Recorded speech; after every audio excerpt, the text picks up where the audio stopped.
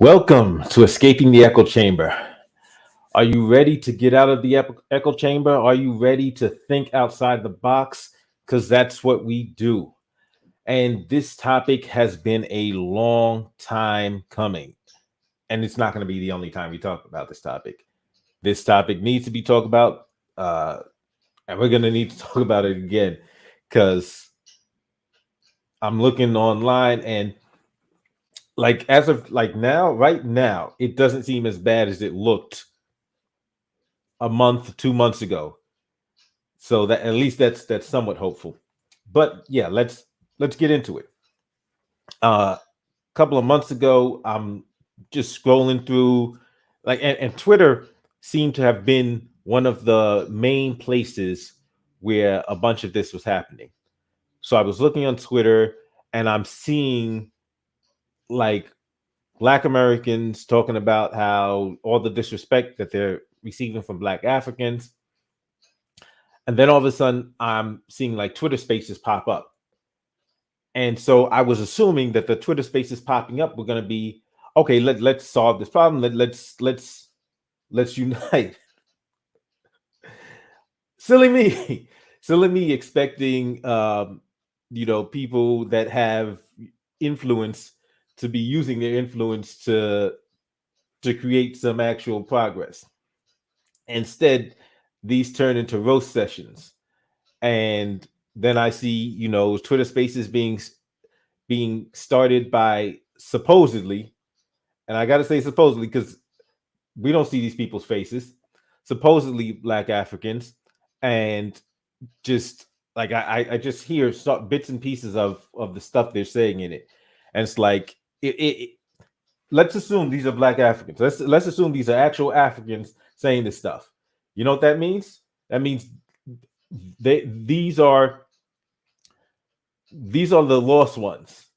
These are like the people that are here in America that are pretending that like white supremacy doesn't exist, pretending racism isn't real, the Jesse Lee Petersons of Africa.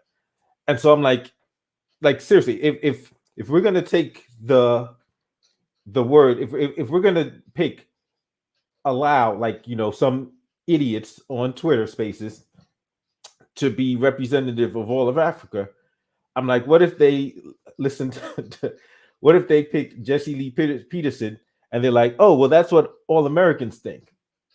It's not a very productive, not a very accurate representation of what Black Americans think. But part of this, I believe, is the product of major miscommunication, and of course, I'm glad you're looking forward to it. Also, I like the answers. No, do Black Americans? No, yeah, no, no. The answer is no to both. But somebody's trying to create the image, the impression that there is. Why? Because if you can create this impression that there is all this beef between Americans and Africans and Caribbeans, then guess what you can do? Guess what you can stop? You can stop Black Americans, Africans, Caribbeans from coming together, working together, and getting stuff done. Because believe me when I tell you, that's what some people absolutely, positively do not want to see happen. There's like the U.S. government actually created agencies designed to stop that from happening. Like you realize that. So look at J. Edgar Hoover. In fact, before we even get to J. Edgar Hoover, let's just look at the history. Black Americans, do Black Americans deserve respect? Hell yes. Hell yes. Without a doubt, Black Americans have put in work. Without a doubt, Black Americans have been through the fire. Without a doubt, Black Americans have made strides forward. We're in the thick of it. We've been in the thick of it, and there's a fight that we're engaged in that we need to acknowledge, and many of us do, most of us do, but others need to acknowledge it as well. Because it is easy for somebody who has just come here to be seduced by messaging that says, well, look, this group did it, this group did it. Why haven't they done it? And I know why. But if we don't know the answer, like, so let's say I don't know why. Let's say I don't know why the Black Americans continue to suffer in this country. If I don't know that the answer to that question, and you have somebody who came from Nigeria yesterday, he comes and says, well, why are Black Americans still suffering? You know, if you had this group over here, this group over here. If I don't know the answer, that means I can't correct, because right now he's asking a question. This Nigerian who just came from Nigeria is asking a question. I need to correct him. I need to give him the information that he goes, oh, wow, I didn't know that. But if I don't know that, I can't correct him. So if I don't know that Black people built wealth out of slavery and then had it systematically and targeted and destroyed by white mobs, by state governments, and by the federal government, if I don't know this, I can't educate somebody who just came from Africa, somebody who just came from Haiti, Jamaica. I can't let them know that information and correct them. So in the absence of my having that knowledge, in absence of me having that information, that person will then say, oh, okay, see, like I asked a question, he has no answer. That just means what this other person is telling, because somebody's telling him something. This person, he doesn't get this image, that question from nowhere. And so now he's going to listen to their answer of why. And if that person is somebody like a Jesse Lee Peterson, a Brandon Tatum, then guess what that message is? Black people are lazy. Black people don't. Black people have no culture. Black people are just backwards. And he's hearing, and you got to realize why it's so insidious. Because these folks will put Black faces and pay Black faces quite handsomely to tell lies about Black people. So if somebody who is foreign to this country is hearing that message from a Brandon Tatum, from a Candace Owens, they'll be like, oh, see, that must be the answer. And it's because we didn't give them the truth that they're falling for the lies from somebody else. So now, when that happens, now it seems as if there's a greater divide than there is, when in reality, there's a lack of information, a lack of knowledge, and a lack of communication. But if you look, and so that's why, like, there are people who say we need to get over the history. We don't want to talk about. No, we need to talk about the history.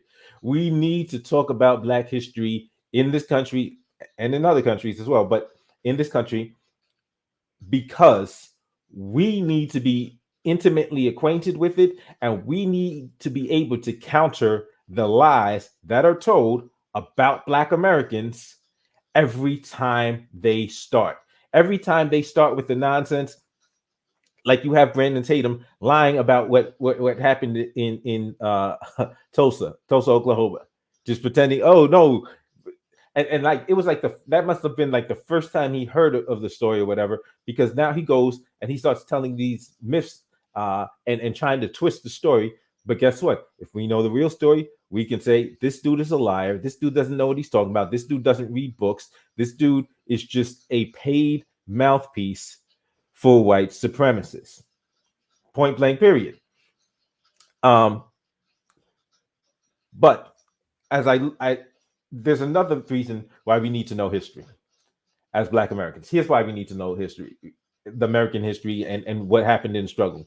Because by learning the history And by being aware of the history, we can realize the relationship between Africans, Caribbeans, all being between the diaspora in our common struggle against the common enemy. And that's important because I'm seeing young people being seduced by this messaging right now that don't seem to realize, that aren't aware of people like Marcus Garvey. Like, this dude was this dude's not American. He's a Jamaican. Marcus Garvey was a Jamaican who came to America and said, "Hey, this is our fight. This is our fight." And together, like that's such an important moment, because then that lets us know that, okay, we're not like it, because the image that people will try to portray as that Africans and Black people outside of America didn't care about what was happening to us. And historically, that's true. That historically, that's not true. And historically and factually right now, that's not true. But that's why, like, understanding the history, looking through the history, and then being able to teach others the history stops them from listening to liars who are, trying to push just these false messages and these fake messages. Welcome everybody coming in. Welcome, thank you.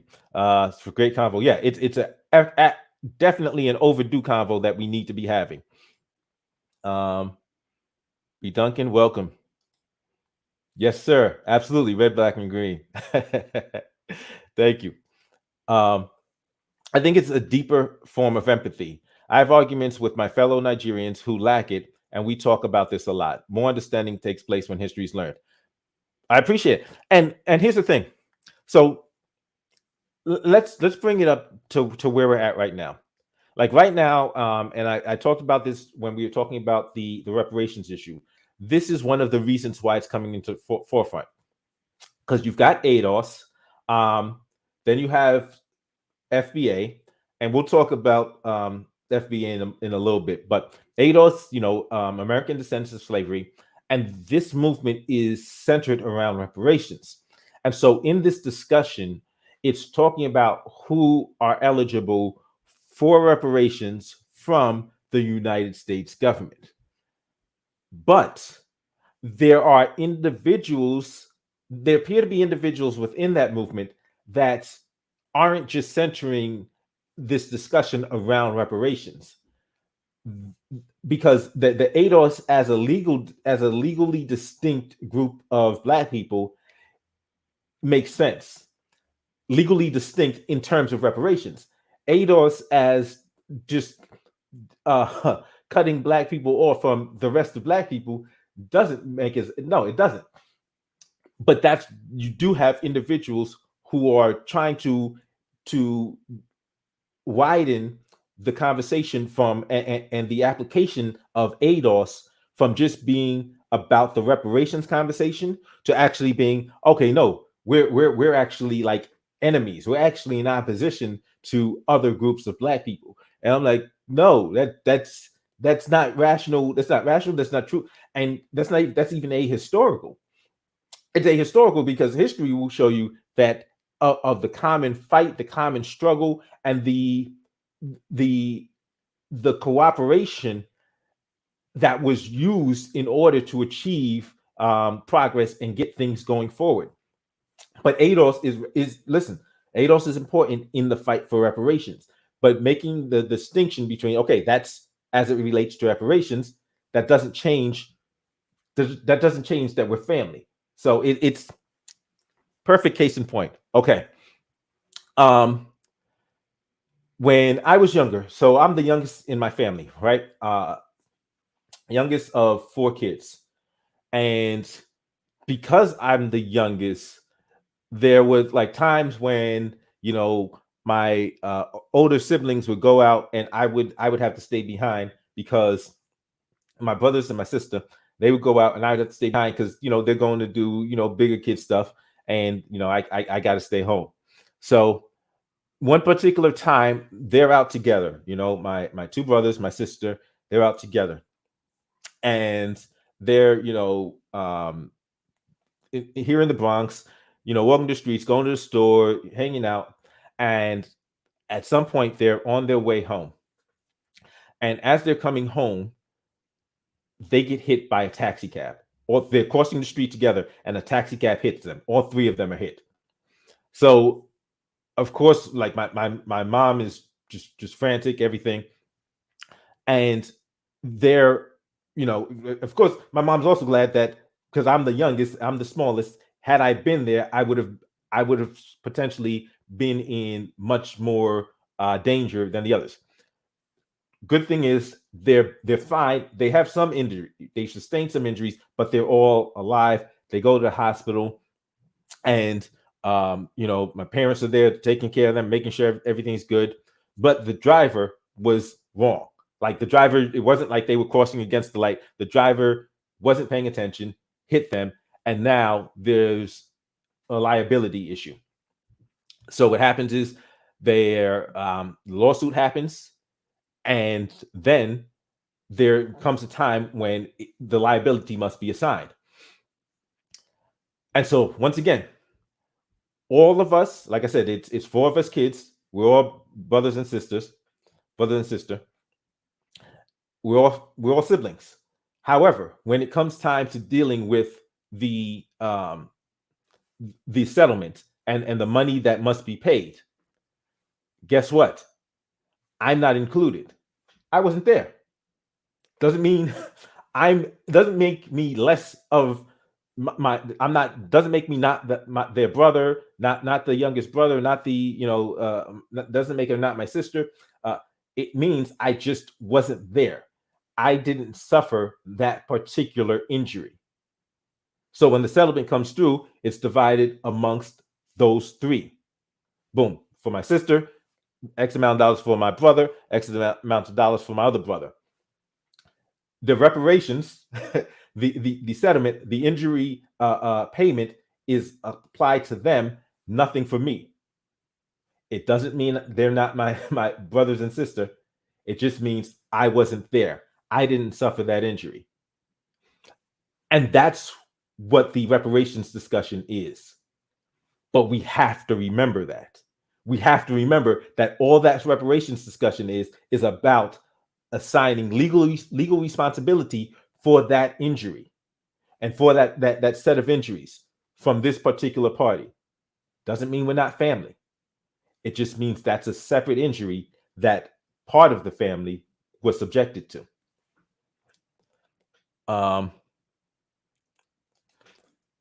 American ADOS in the house. Thank you. Welcome, Deadpool. FBA people want all the smoke. American ADOS. FBA people get all the smoke from other groups. We have no allies. Okay, so we'll get to that. So, Agent Black, when you say FBA people get all the smoke from other groups, do you mean like Black Africans and Africans and Caribbeans, or do you mean like as ADOS and other groups? Let me know, because let me know what you mean by that, because that's what I'm trying to figure out. I do see a lot of Black immigrants having some sort of issue with Black Americans, and a lot thinking we are inferior, but this whole Black immigrant versus American war is just annoying and stupid. I agree wholeheartedly. It's annoying, it's stupid, it's counterproductive, and it's missing a bigger picture. They can bring the smoke, but American FBA's ADOS will bring the fire. Why would you do that? I mean, I wouldn't bring the fire. I'd bring the water. As like if somebody wants to, if African or Caribbean immigrants are bringing smoke, I'm bringing water. Let's put this fire out. We have a bigger fight. We have a common enemy. We have a bigger fight. So if they bring the smoke, don't bring fire. Bring water. Put the fire out. Do Black Africans actually think that African Americans are lazy? That doesn't even make any sense. Right. It doesn't make sense, but why is this happening? So, like, if for those of you who just came, and if you're coming in, please feel free hit that like button, please, as you're coming on in. Um, Black Africans, if they're coming here to this country, they don't know Black Americans, but they're hearing people make statements. Like if they're watching, and I mentioned, your Jesse Lee Petersons, your Brandon Tatums, if they're watching these Black Americans telling them that Black Americans in general are lazy, they're useless, they're criminals. This is the message that's being told by Black faces. These are the lies that are being spread by Black faces. So somebody new, a Nigerian first coming to this country, he comes, he hears that, he goes, "Wow." So when, like, let's say you meet this dude on the job, and he's watching Brandon Tatum and Jesse Lee Peterson, and then he says, well, how come Black Americans haven't prospered? This is why we need to be able to recite the history, to know the history, so that we can school them. Say, listen, these people are liars. They're paid to be liars. They're paid by special interests to spread lies about us. Let me tell you actual history. Let me tell you about Black Wall Street. Let me tell you about how Black people built wealth. White people tore it down violently at first. When we rebuilt, then the white people used government to completely eliminate our wealth. And they keep doing this. They keep coming up with methods and schemes to try to kick us when we start rising, to kick us back down when we start rising. It's a rigged game. It's a fight that means we have to keep going. And it's a fight you need to be aware of. And this is what you're telling, a Nigerian who's just come here, fight you need to be aware of, because guess what? They're going to target you as well. Good example, fam. Thank you, Red, Black, and Green. I also don't get why some Black immigrants hate on Black Americans when they move to this country. But like, there's more to it. See, so like I've mentioned, your Tatum's, your Jesse Lee Petersons. You've got, even though Candace Owens is like, but she's Caribbean descent. That's why I'm dealing specifically with Tatum and Jesse Lee Peterson, because they're both Black Americans. And but you see, like, you have like these groups on the right. You've got groups, period, that will hire Black faces to spread lies about Black people. But the question is, I have a question for how do, if you have a Nigerian immigrant coming to this country, let's say he's coming, he's supposed to come next week, right? He's supposed to come this next week. How does he know? What does he know about Black Americans, and where did he learn it? Just think about that. What does he know about Black Americans coming to this country, and where did he learn it? Thank you. I mean, more so, we get a lot of hate from Black immigrants and non-Black immigrants. Okay, it's like we have to fight everyone, including white supremacists. So here's the thing. I think we have to. There's some people that can be educated. There's some people that have to be, that are just our enemies. You know what I'm saying? And so I think, in terms of some immigrants, and I'll say the vast majority of immigrants, I think they just don't know. So, and that's the thing. Black Americans, we've been in this fight for centuries. Somebody new to the fight they just see the snapshot now. We can't expect them to automatically know unless we put them up on game. And that's what we got to do. We got to start putting them up on game. Like, whoa. Let me tell you how this is and why this stuff is happening. And it has to do with us being able to control the narrative, and we need to be focused on that, because definitely understand this isn't happening by accident. Like, these lies being told about us aren't being just, oh wow, really? I didn't even realize I was maliciously lying about the Black America to non-Black Americans. I didn't even realize I was doing it. No, this is very intentional, very purposeful, and there's a method to what they're doing. Why? They don't want us working together. They don't want us united. It's the same reason as to why the borders exist on the African continent the way they do. These people, these people that we're dealing with are not stupid people. These people that are have been waging war against black people for centuries are not stupid people. Um, they want the smoke, so we bring the fire. I don't think they want the smoke. Everyone else look out for their own interest. So, okay, but expect us to fight for them.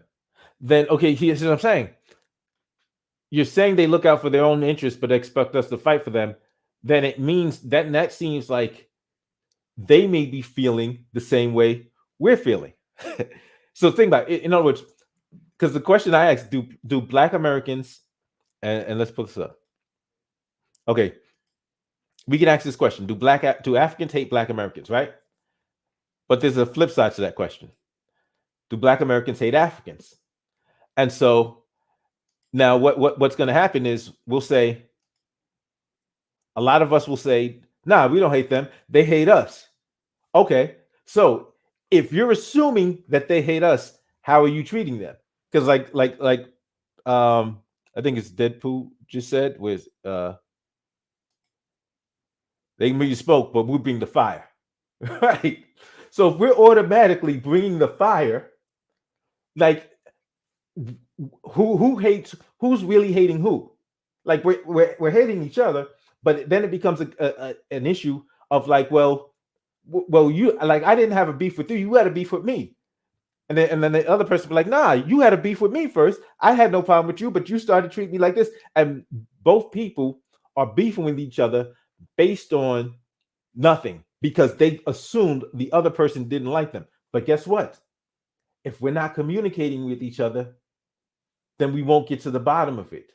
But that's what we need to be doing. We need to be communicating with each other. And we need to be communicating with each other on the basis of understanding, number one, we have shared interests. We're people. We're people. This is fam. This is family.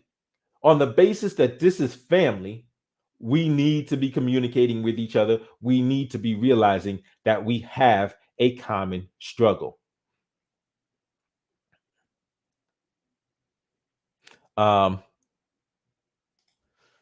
Everyone else expects us to fight for them. Media and movies. Yes. Yes. Media and movies. This is what's being so that's why you will have people that have never set foot in America thinking they know what Black Americans are like because they watch the media, they watch these movies, and these media and movies are giving them an image of us that isn't accurate. It's giving them an image of us, and they're like, sometimes, so they may watch these movies like, okay, it's a cool movie to watch, but they're like, but I would hate to be around this type of person. So if the media is pushing all these movies and putting Black people, all Black Americans is we're just gangsters and we just like just violent. We just anytime somebody we'll kill anything and everything. Like you'd be like, man, like those are like I got to be careful when I go to America. Like I don't want to be around those people. So coming with this misconception, it's like that's where the education comes on because people's minds have been poisoned by the media and our image has been poisoned by the media. So one of the things we need to do is educating. The other thing we need to do, we need to be controlling our own media. It's a long-term project, but it's an absolutely essential project. And it's easier right now because we have things like YouTube, the internet. We have the ability right now to cut through the media lies. So when because like right now, you can have people in Africa on Twitter having conversations with Black Americans, so they could go ahead and watch Men's to Society, and then get on Twitter, and we could be on Twitter having discussions. Let them know, okay, that's just a movie. It's a movie. There is some crime in the cities, but most Black Americans, we live differently, and even the Black Americans that are engaged in gang activity, criminal activity, they're dealing with harsh situations that lead them down certain paths. It's a lot more complex, but that's up to us to be able to educate people and to cut through the lies, cut through the nonsense. But the technology that exists right now gives us that opportunity. This technology gives us the opportunity to cut through the media, this Hollywood, and the lies that they tell the rest of the world about Black Americans. That's what's key. I can answer that. This is all planned ahead of time. They, the system, release info when they want to cause division. We are the most divided people on the planet, but why? And like, this is what I'm saying. We have to be up on game. We have to realize that we're dealing with people that fight like these people fight dirty as hell. So they're not just gonna, like, the enemy will not just stand in front of us and go toe to toe. They'll be like, okay, well, listen, you may have a problem with me, but that guy really hates you. And then they'll go to that guy, yeah, you got to hear what he said about your mama. And they'll dip. And while we're killing each other, they're just taking everything. Like, this is the game. This is what we're dealing with. This is what we're dealing with on this planet, and we can't allow ourselves to be distracted, to be manipulated, and to be deceived by somebody that we've seen the game over and over again. We can't keep falling for it. We can't keep letting them get away with it. So we know they lie. We know they will they'll tell us lies about, like, what do we know? So as Black Americans, what do we know of Africa? What do we know? Because remember, what depictions do they show us of Africa? They'll show us the jungle, the little kid with the flies landing on him, and the big belly. This is what they show us of Africa. That's what, because that's all they want us to see. They don't want us to see the cities. They don't want us to see the community. They don't want us to see so much beauty of the motherland. They want to lie to us the same way about Africa, the same way they lied to Africa about us. Same way. The exact same way. Gotta laugh. I'll take that as an agreed. We get it from TV, which ranges mostly from white-dominated shows and TV to Nigerian shows and TV. Very few Black American-centric content. Yeah, absolutely. And this is something. There's something, like, we need to stop depending on. And the funny thing is, the events of this week should just further make it clear to us how much we need our own media. Just further make it clear. It's constantly being made evident, but the events of this week, like, so having to basically beg, these folks to be recognized at their award show is a problem in and of itself. And then having to beg them to make positive depictions of us, this is like, there's something wrong. So we need to just say, you know what? We need our own stuff. We need our own media. We need to focus on telling our own stories. And damn whether or not they support us. We do it, we grow it, instead of relying on them. And this is another discussion I'm going to get into probably later next week, about Black representation in the media and everything. Most immigrants come over here with a white supremacist mindset. Okay, so this is an interesting thing. Why do you think that is? let's assume you're right. Let's assume that most of the immigrants are coming over here. And let's do it like African and Caribbean immigrants. So we've got Black immigrants coming from the Caribbean. We've got Black immigrants coming from Africa. And let's assume that you're right, that they're coming over here with a white supremacist mindset. Why do you think that is? So let's take a look at the struggle that we faced here in America. We had, them constantly trying to keep us down. After slavery, things didn't just automatically get better. They started trying to come up with new ways to keep us down. Jim Crow, black codes, convict leasing, then just blatant actual criminal activity of just violence, lynching, mob violence, oh, I forget the actual term for it, but like when they actually exercised the coup, there was like this there was this town that was had black politicians, and they came in and killed a bunch of the black politicians, and just took over the government. It was this town's government. And this is what they've done. So like they'll fight their war on so many levels just to stop us. But while they're doing that to us, do you know what they were doing in Africa? That's another part of the story we have to be aware of.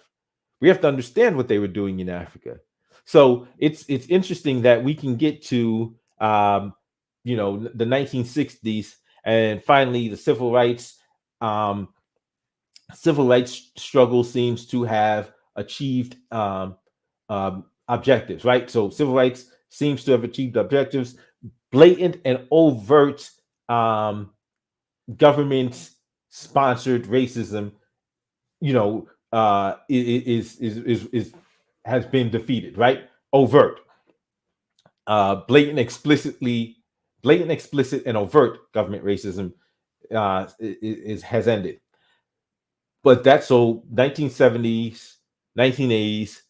You know what's going on in Africa at that time? In South Africa, while we're free, they still have apartheid. Think about that. In South Africa, while we're free, they still have apartheid. They're still dealing with what we've gotten out of. So they're still suffering under the same boot that we've already suffered from. Like that should let us know, like their institutions are being controlled by some of these same people, or by cousins of these same people, to control them. So if we're assuming that black immigrants are coming over here with a white supremacist mindset, where are their minds being poisoned by? Who's poisoning their minds? Because I'm gonna push back against two parts. One, I think we have to separate something. We have to separate white supremacy and anti-blackness. They're two separate things. They're often closely related, but they're two separate things. And let me tell you why we have to separate them. Because there are a lot of people that have anti-blackness that don't necessarily subscribe to white supremacy. And then that would be a great reference to non-black immigrants.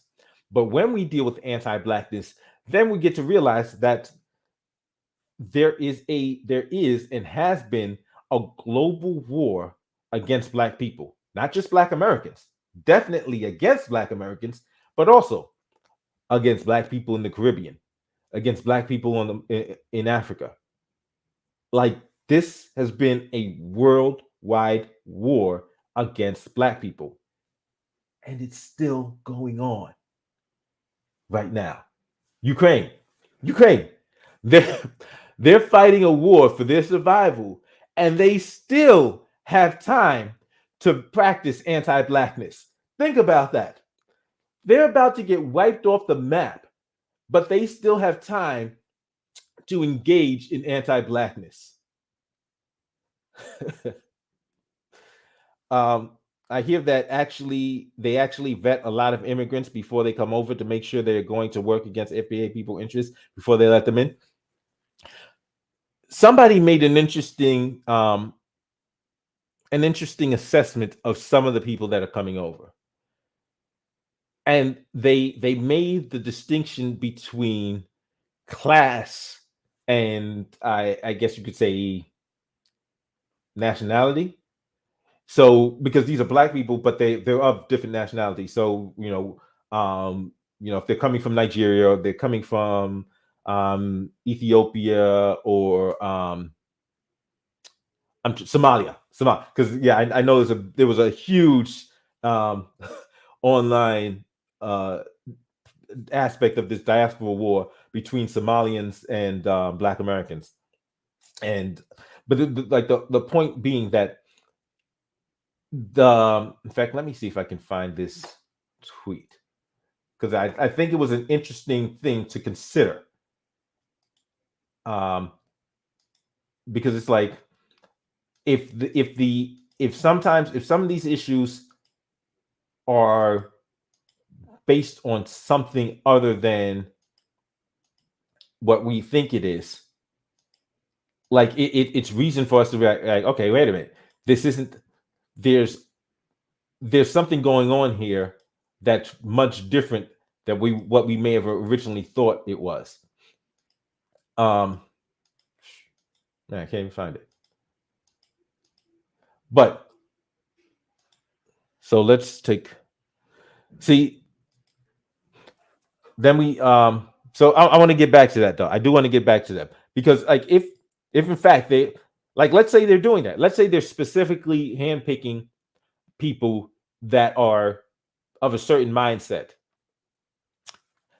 Perfect case in point. I remember when Obama was running for president in 2000, up to the 2008 election, and a couple of cats I know, and we heavy into political uplift, and so we're talking about these kind of things. So I'm talking to them. I'm like, I don't trust this Obama dude, and they're like, nah, listen, this it seems like a good thing. This brother seems like a somebody who's for the people. He sounds, he's from Chicago. It seems like he's got a black wife. It seems like he's gonna be for us. And so I said, I don't know. I just don't trust it. And the first reason why I have for not trusting it is because they actually chose it. You know what I'm saying? So the fact that he was actually getting support from the political establishment was one of the things that had me suspicious. But I decided to read his book. I said, okay, let me look into him before I make an actual decision. So, as you know, Obama, he's got a white mother, and his father is from Kenya. So I look up read his book, Dreams of My Father. I believe that was the book I was reading, and start reading about his family history. So yeah, his father was from Kenya, and his family was in Kenya during colonization, while it was being colonized. The interesting thing is finding out what his family was doing during that colonization.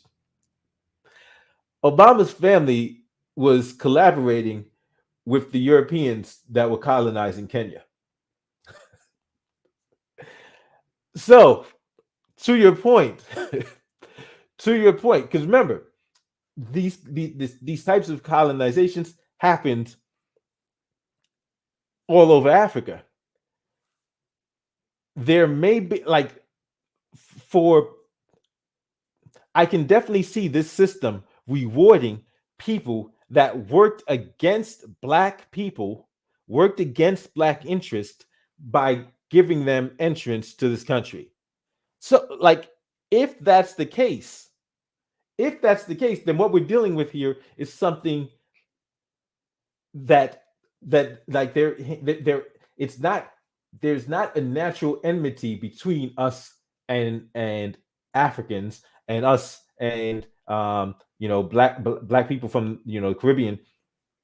The fact is that these are hand-picked tools that are being brought because they have demonstrated their willingness to collaborate against black people.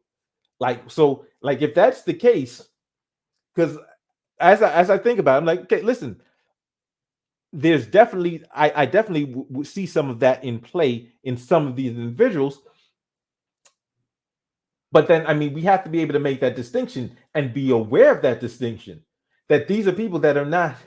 These are people that are that aren't even supporting black people where they come from. So if these people are anti-black, they're just it's them. It's not a matter of Africans being against us. It's a matter of these individuals are being, So it's like I said, it's a matter of looking at a Jesse Lee Peterson. And if y'all, I mean, I'm guessing some of y'all know who Jesse Lee Peterson is. Of knowing who Brandon Tatum is, like you will find these individuals who are actively opposed to black people and have intense hatred for black people. But we need to realize that these are not representative of the masses of Africans. Then we immigrate for better opportunities and see that not represented in black neighborhoods like TV and reach for what we see. The thing about America is great at PR. It is great about its PR system is amazing. So what they do is they will show the most they'll show stuff from not even the Hamptons. They'll show the Hamptons, and like, this is what life in America is like. And people are like, wow. And then they'll come to America and like, but yeah, that's what life in America in the Hamptons is like. You're coming to you're living in Edenwald projects. Like, wow, this huge difference. And so like it's we gotta be aware of a lot of the games that are being played. It's all about control. That's why we go against it so hard. It's against our nature. We know that we have God-given rights, but they want to control that. They want to be our God. And we got to see that there's so much of that at play. There's so like they keep doing things to manipulate and control us. And we can't allow it to keep happening. So I actually so it's interesting because I want to go back to the vetting of the immigrants, right? To make sure they're going to work. See,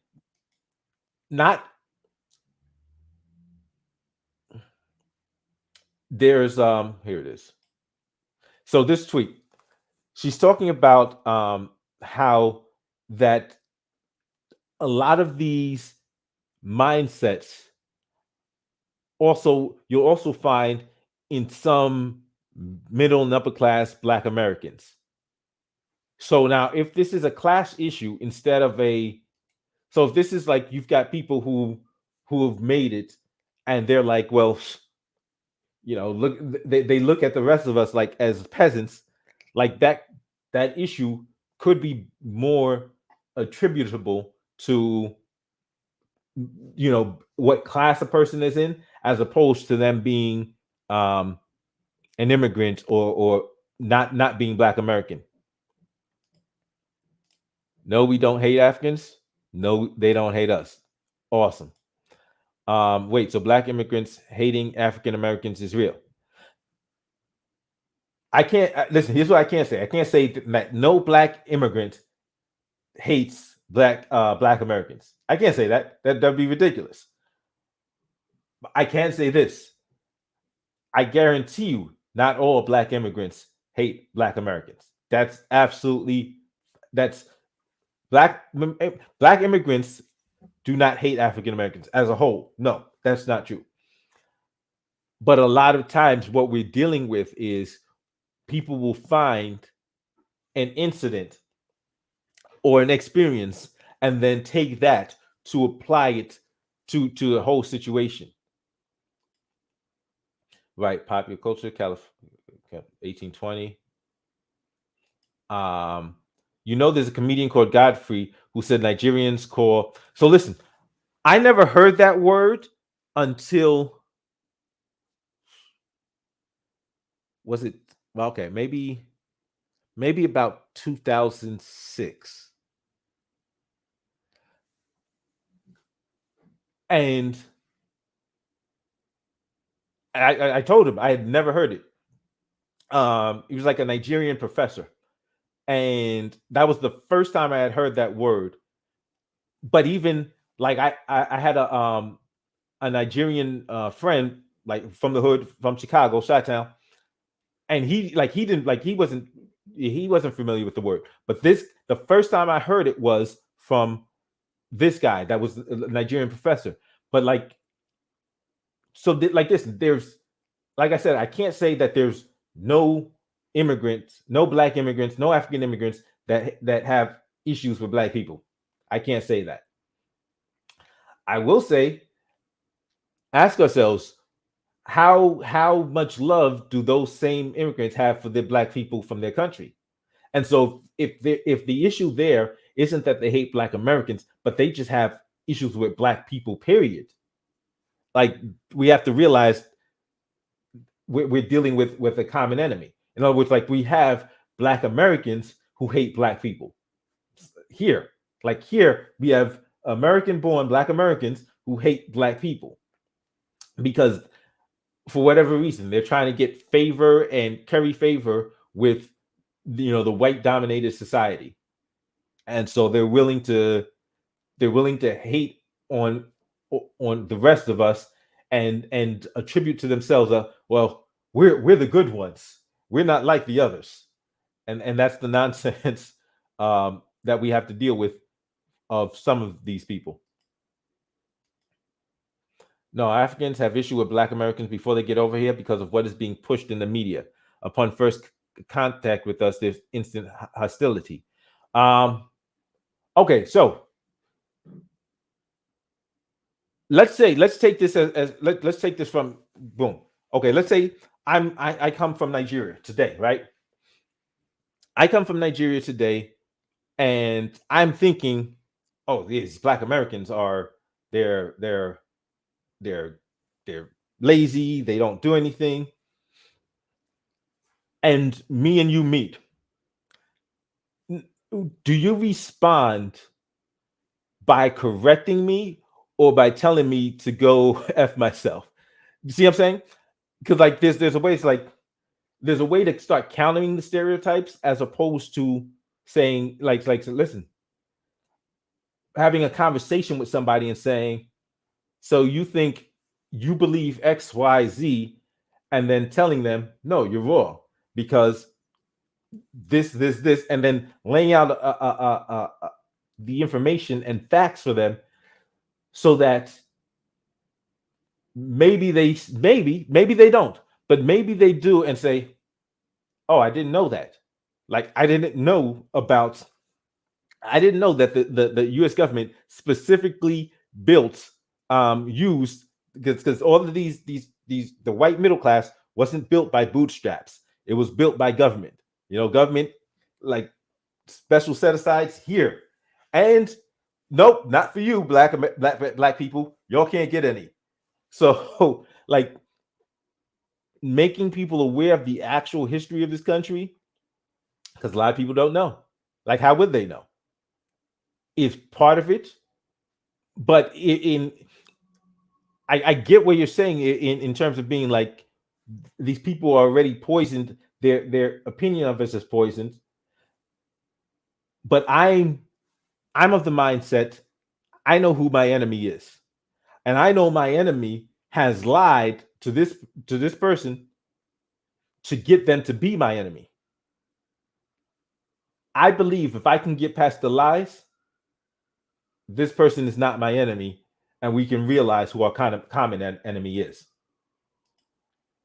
I don't think anybody heard Somali Twitter space. These Africans from the Horn of Africa. No, listen, I talked about that. That like so. Listen, I don't know how many of those people were actually like. It's on Twitter, number one. So like you could be anybody. Like all of those, like those could have been people with black avatars, and they could be sitting. They could have been sitting in a boardroom on a 26th floor of a skyscraper in New York City. Like this could literally be a bunch of white people from a think tank that are intentionally creating division, but they got black avatars. This literally could be that.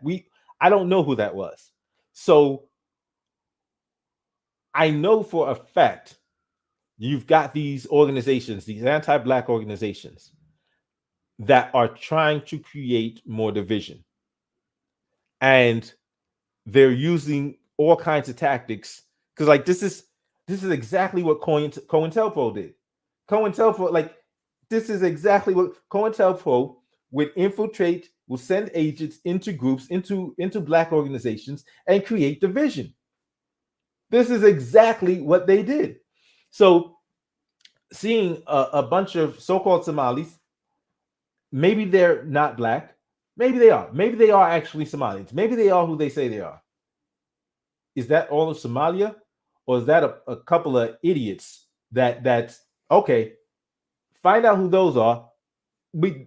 That's not fair. We got nothing to do with those scumbags. Those scumbags are not family. Those scumbags is not our peoples. Those scumbags are the enemy. Cool.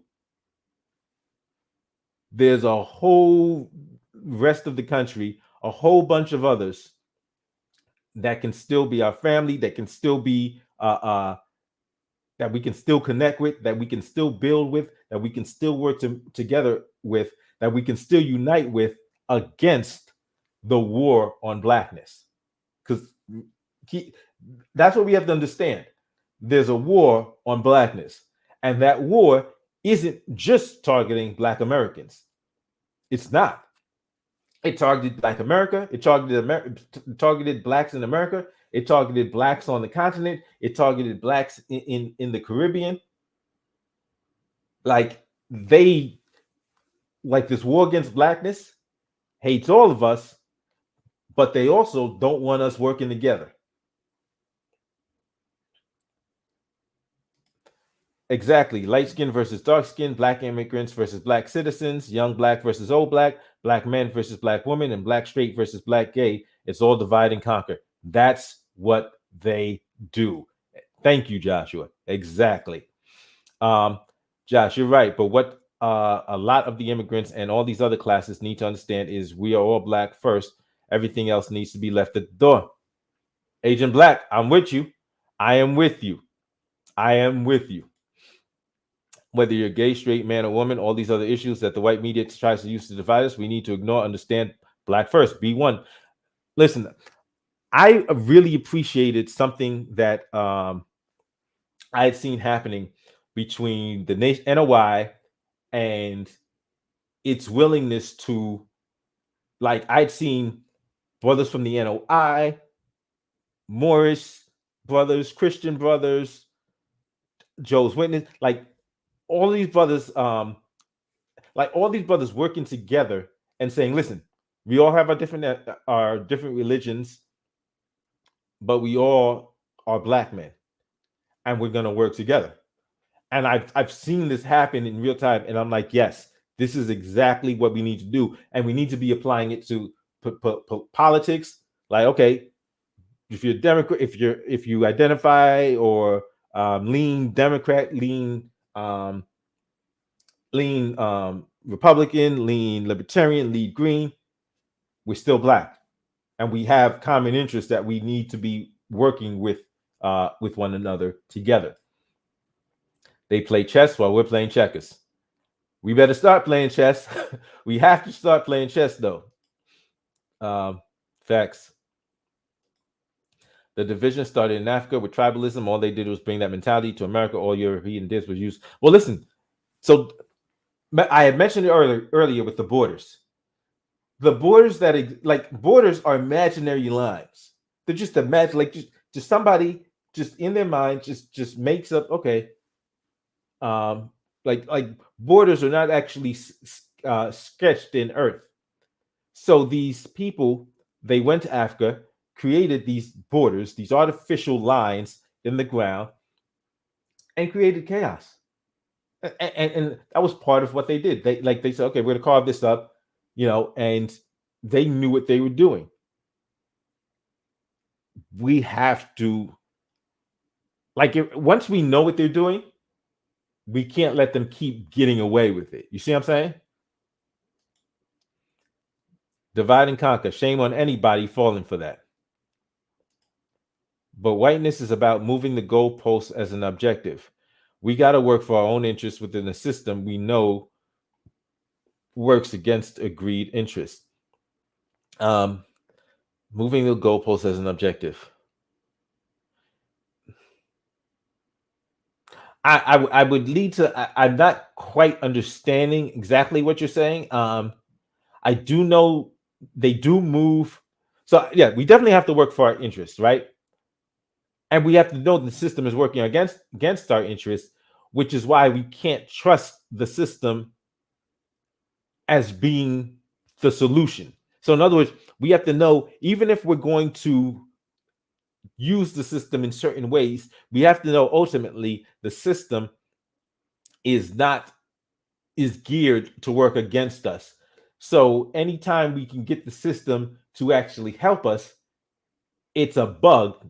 It's not the intended goal of the system. Black Americans approach Africans with caution, but Africans from the start, they look down upon us. Should we have the hate between us? Absolutely not. But at the same time, they are being used to sabotage us. So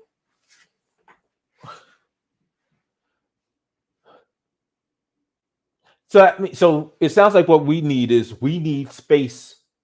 We need to be creating spaces for greater interaction between Black Americans and Black Africans. Because if there's distrust, if there's hostility, that can only be solved with communication. So, like, in order, the only way we can solve this is by actually engaging with each other. And yeah, I mean, like that's what we instead. So, because the separating isn't going to solve the problems. So, if there's any hostility that exists, any distrust, any looking down on us that exists, we need to come together and counter it. And so, like, because if they're believing, so if an African immigrant comes over here believing Black Americans are lazy, and then we come together, we have social gatherings or whatever, and we get to know each other, and then they get to see wow, these Black Americans are doing a lot. They're we're building our families, building our communities. We've done a lot. We continue to do a lot, and we're doing a lot and getting less. And let them get, and so like give them an opportunity to see that anything that they've been told about us was a lie, and help them to understand that wow, like once they start to see that any individuals that believe this negative stereotypes about us,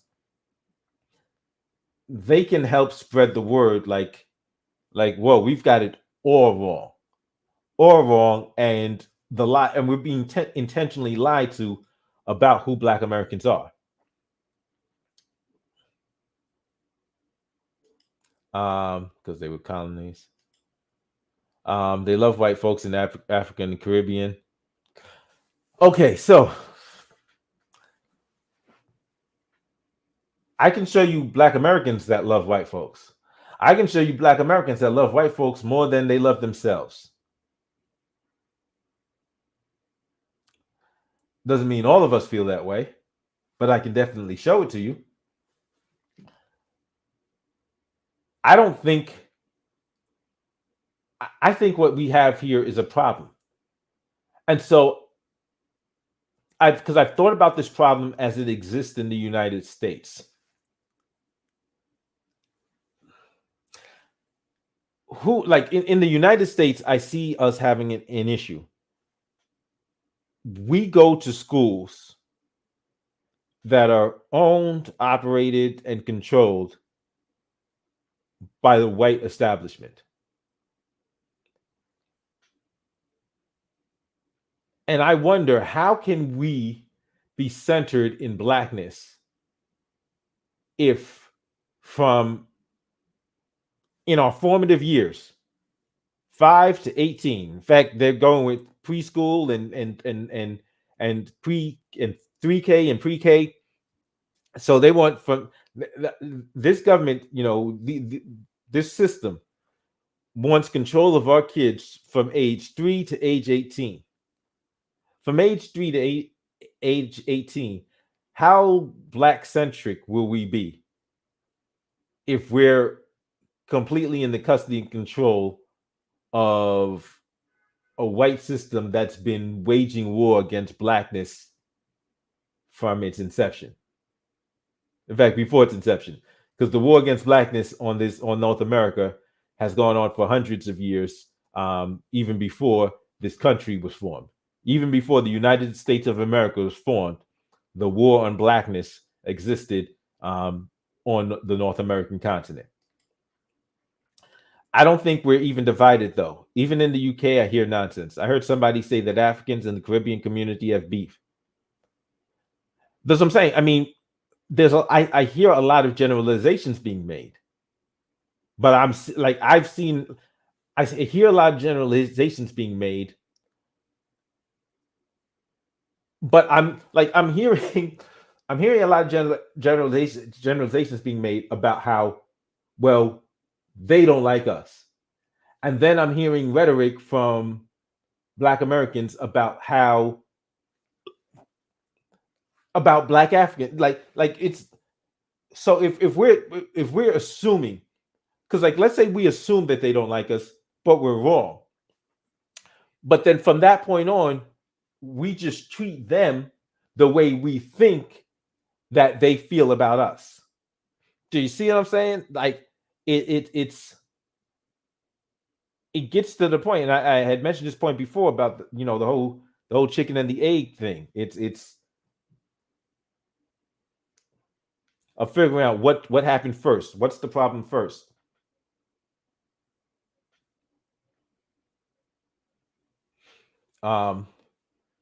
So I'm Haitian. I want to see my ADOS FBA brothers succeed.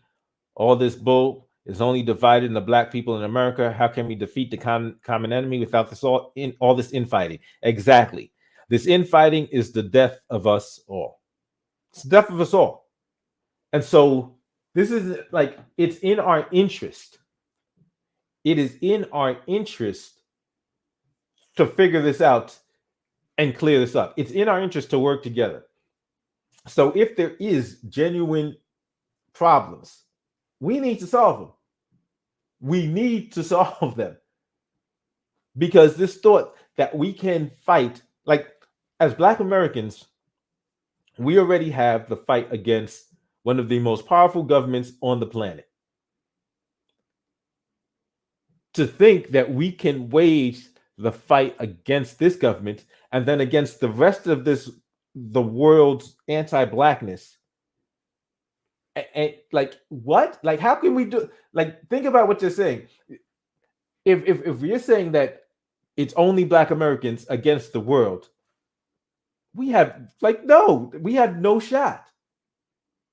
There's no way we can be at war with everybody on the planet and think that we come out of this existing. Because like right now, this government will keep coming up with ways to wreak havoc within our communities. Mass incarceration is just one of these ways.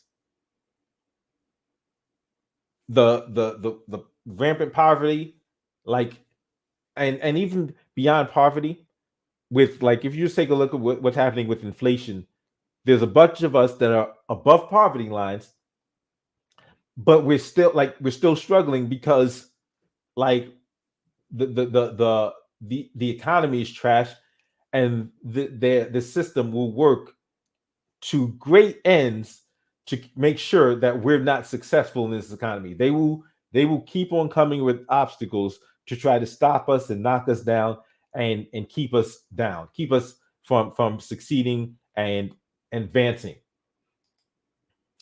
They refer to us as very derogatory. Yes, it is derogatory, and it needs to be addressed. Once again, I don't think that all Africans do, though. For instance, like just earlier, there was a Nigerian individual who said they had never even heard of that word. Like, I know I had a Nigerian friend who he didn't know of it, and I had only heard of it like in 2006 or so from a Nigerian professor.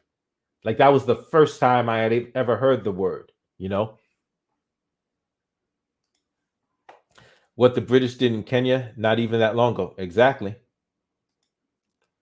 Honestly, no one says that. I'm a little bit behind, so I don't know exactly what you're referring to.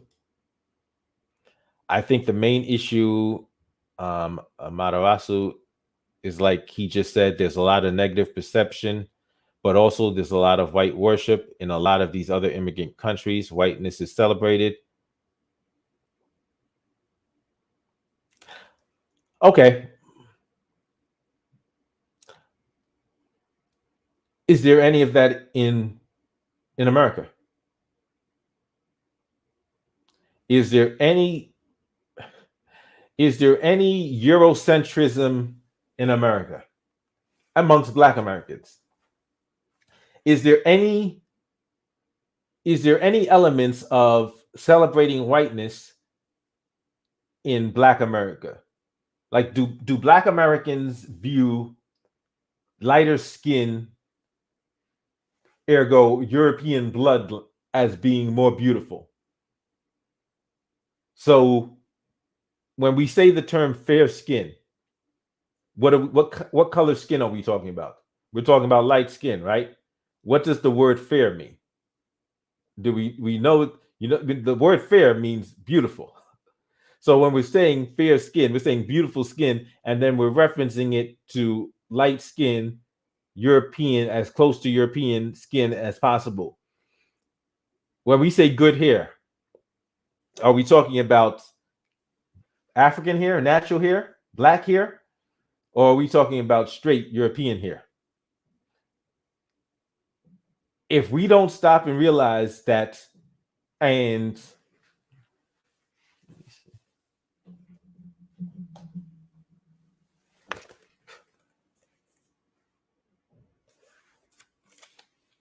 as Black people in America and abroad, we've got trauma. We have real trauma. If we don't acknowledge that trauma and start addressing it, like, we will continue to face and have significant dysfunction, because none of this happens by accident. Like this, so the slavery didn't just happen in the United States. Slavery just didn't happen in the continental United States. Like Haiti, Jamaica, brutal amounts of slavery. So a lot of the same trauma we as Black Americans have, they have. So if we're saying that, okay, they celebrate whiteness, why is that? Was this valuation of whiteness enforced by violence? Like, were people murdered and tortured and terrorized in order to value whiteness and Europeanness as being better? Like, was this a response that came in order just to survive? Like, do we acknowledge the roots of where this comes from and how pervasive it is, not just within Haiti, Jamaica, Africa, but right here in Black America. And then do we realize, okay, we got to do something about this. We got to do something about this. We have to heal. And this is about us dealing with the trauma that continues to make itself manifest in us. Africans used to have natural hairstyle to the point they knew what tribes they were from. Now they're women who wear Eurocentric weaves. They think living Western life is superior. This is what I'm saying. Like, why? How is this happening? We know how it's. I mean, if we're paying attention, we know how this is happening. We need to be doing something. Black Americans fought for our freedom. South Africans. I'm going to ask: Are you asking if South Africans fought for their freedom? Because hell yes. Hell yes. Hell yes. South Africans fought. Like I can't reiterate that enough. Hell yes. South Africans, and not only that, but there's a lot of jealousy going on in these other immigrant countries where they see what we people stayed and fought our oppressors. Haiti was the first to do it. Haiti was the first Black nation to achieve independence. Question: have Black Americans achieved independence yet? Or did hand-picked Black leaders subvert our struggle into something other than independence? We fought against slavery, yes, but did Black America achieve independence? The whole world looks down on us. It's not limited to Africa. It's the media. They portray us in a certain way. We assist by acting in a certain way and letting them record us and use it to confirm BS. Oh, and I'd mentioned this earlier in the week. There's this scumbag on Twitter. His name is Andy No. And he literally scours the internet for real footage, actual footage of whether it's doorbell footage or cell phone footage or security camera footage of Black people engaged in any kind of behavior that he can use to oh, this is what Black people do. So if there's a fight, if there's Black people having a fight outside a fast food place, and the security footage is online, he'll get that footage, put it out, and just all through his feed. That's all he does. All he does is just post the most negative images of Black people, and this is the kind of nonsense that's being done to paint this false picture of who Black Americans are. Nigerians do not. Thank you. Thank you. Thank you. Meanwhile, a lot of the immigrant class fled their homelands and did not fight, at least the more recent generation. We do not. Marcus Garvey. That, seriously. And I'm glad you brought up Marcus Garvey, because Marcus Garvey is somebody who Marcus. People don't understand how influential Marcus Garvey has been to struggles. I mean, Malcolm X's father was a Garveyite. So before Malcolm X's father was murdered,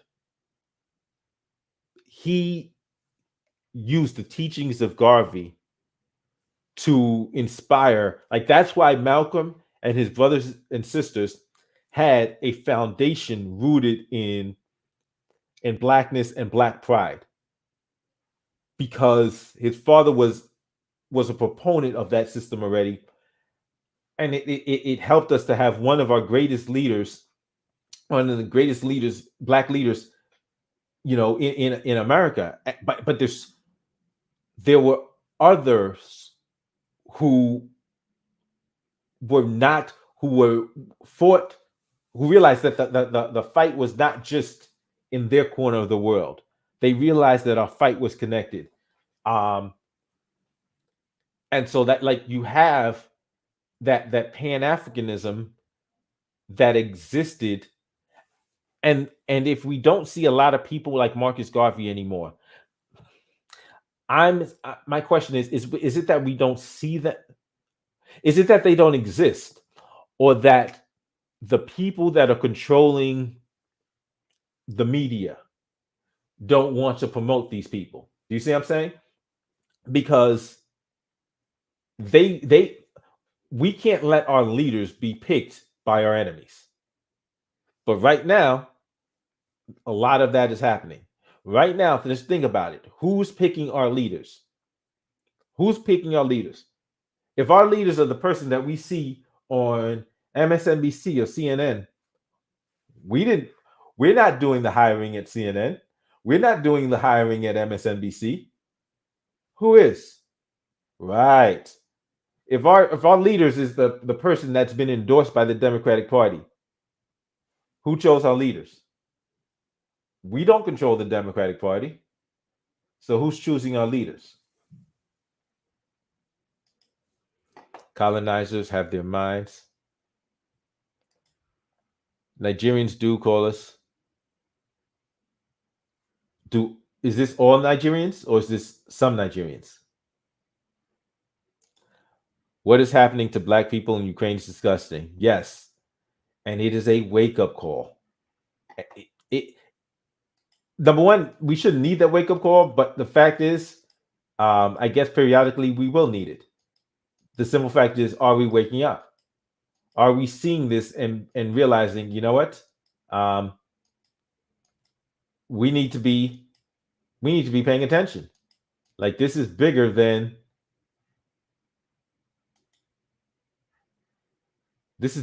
just us. Like, do we realize that? Have we figured out that all over this world, we're dealing with systems of anti-blackness? You've got what's happening in Ukraine, where they're pausing, where they're facing annihilation, but have enough time to stop and practice anti-blackness. And then here's this.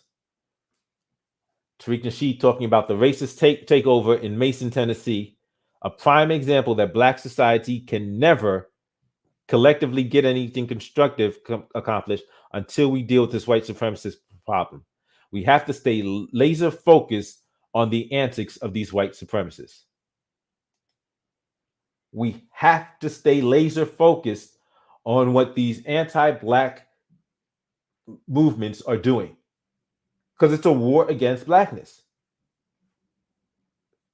And so worrying about, it's not to minimize it, but we really need to realize what the bigger enemy is and what the bigger aim is, and realize that even any static between us Africans, Caribbeans, is often a product of that same system of anti-blackness trying to make sure that we're not working together to stop them.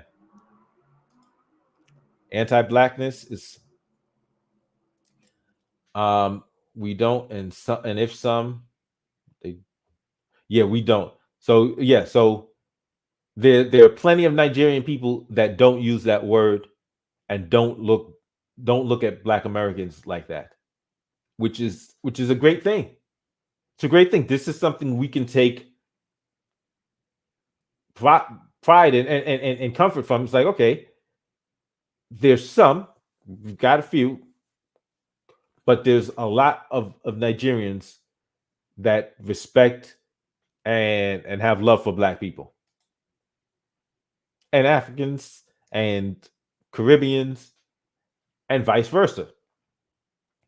Can you really blame all Nigerians for the words? Like, that's the point. We have to realize that there's, like, we could put Jesse Lee Peterson up, and if we put Jesse Lee Peterson up, they, like, people would get the impression that, wow, like, Black people just, the Black Americans really hate Black people. Africans flee too damn much. Stay in your country and build it up. They went to Ukraine wanting white people to accept them. I think that's kind of, so we know how the systems work, right? We know how they will go to regions, destabilize regions, and just create chaos. So, I mean, there are those that will go to different countries to study. And my question is, how many of these Africans are going to foreign countries for school and then going back to Africa to try to help? I mean, so what you're dealing with in some cases is not somebody fleeing, is not somebody retreating, but making a strategic move in order to be able to help. I don't believe ADOS. I'm African, not Nigerian, and I've never heard a Nigerian use the word. I've met loads of Nigerians. Okay. I've seen a video by a Nigerian. Okay. And so, yeah, I mean, but like I said, there may be some who do, but clearly there's plenty who don't. I didn't even know that about Obama. That's very interesting. Now I can see why he works so hard against Black people here in America, but help every other group. Oh, yeah. Yeah. As soon as I finished reading that book, I was like, yeah, I hate him even more now. I was like, now I really hate him.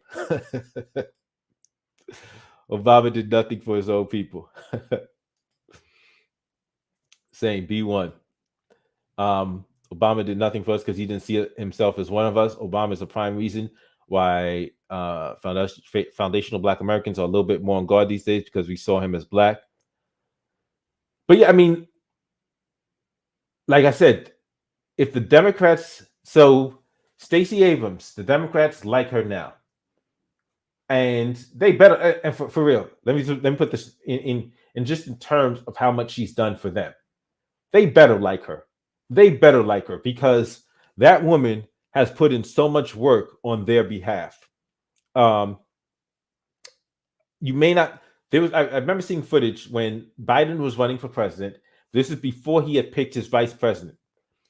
She actually was hoping to be the vice presidential nominee. Well, his vice presidential running mate. So she had, some people. She had been doing what she's doing in Georgia. She had some people, putting her name out there, and there were some people who didn't like that she was putting her name out there in the consideration. So I believe that these people behind the scenes had Joe Biden do something to it. Like, I don't even know if he realized why they did this, but he went ahead and did it anyway. So he winds up, I think it was a MSNBC. No, it might have been CNN. He has an interview on CNN, and he has the host of the show have Stacey Abrams on at the same time. So he's like, yeah, and I wanted you to have me and Stacey Abrams on this interview at this time because I wanted to make an announcement. Now, listen, she starts off with this huge smile.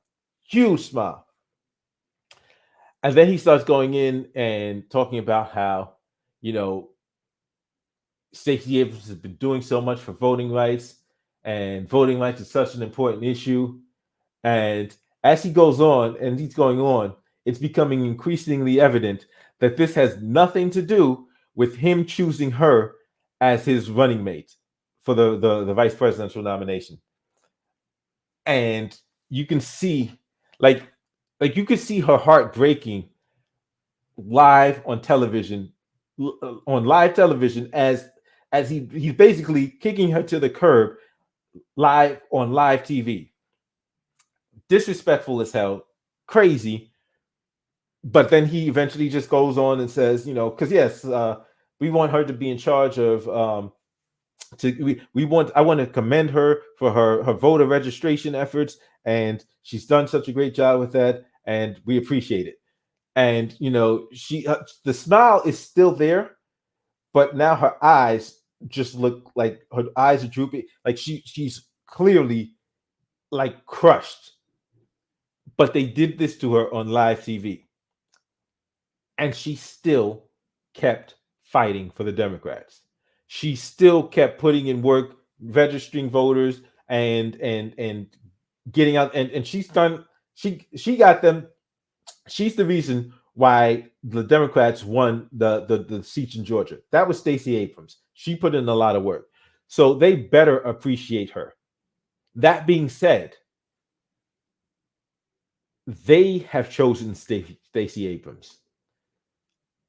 In order to be chosen by them, she needs to be working for their interests. We need to remember that our interests are separate from their interests. Our interests are not the Democratic Party's interests. Our interests are not the Republican Party's interests. Our interests are not are not just the entire America. Like, we're a separate group. We have our own interest, and we need to be focused on our interests. So we can't let people who have separate interests pick our leaders. It doesn't mean that we have to hate Stacey Abrams. It's no, but she's a Democratic leader. She's not a black leader. We have to maintain that distinction. And that's who Obama was. Obama was a Democratic leader. He still is. He's the leader of and he's the one that made sure that Biden is our president right now. He's the one that he put all that in place to make sure, because he is a leader of the Democratic Party, not of the black community. That's where his interests lie. Bad people will be bad regardless of black or white. We left Nigeria because of those people. You will find them everywhere. Tatum's and co. Absolutely. So we automatically assumed he was one of us. We were wrong. 100%. Yeah. 1,000.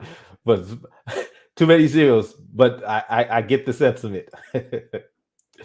I can't lie. I voted for Obama the first time. I peeped his game and didn't vote for him the second time. Obama was purposely put into office to help the system. Absolutely.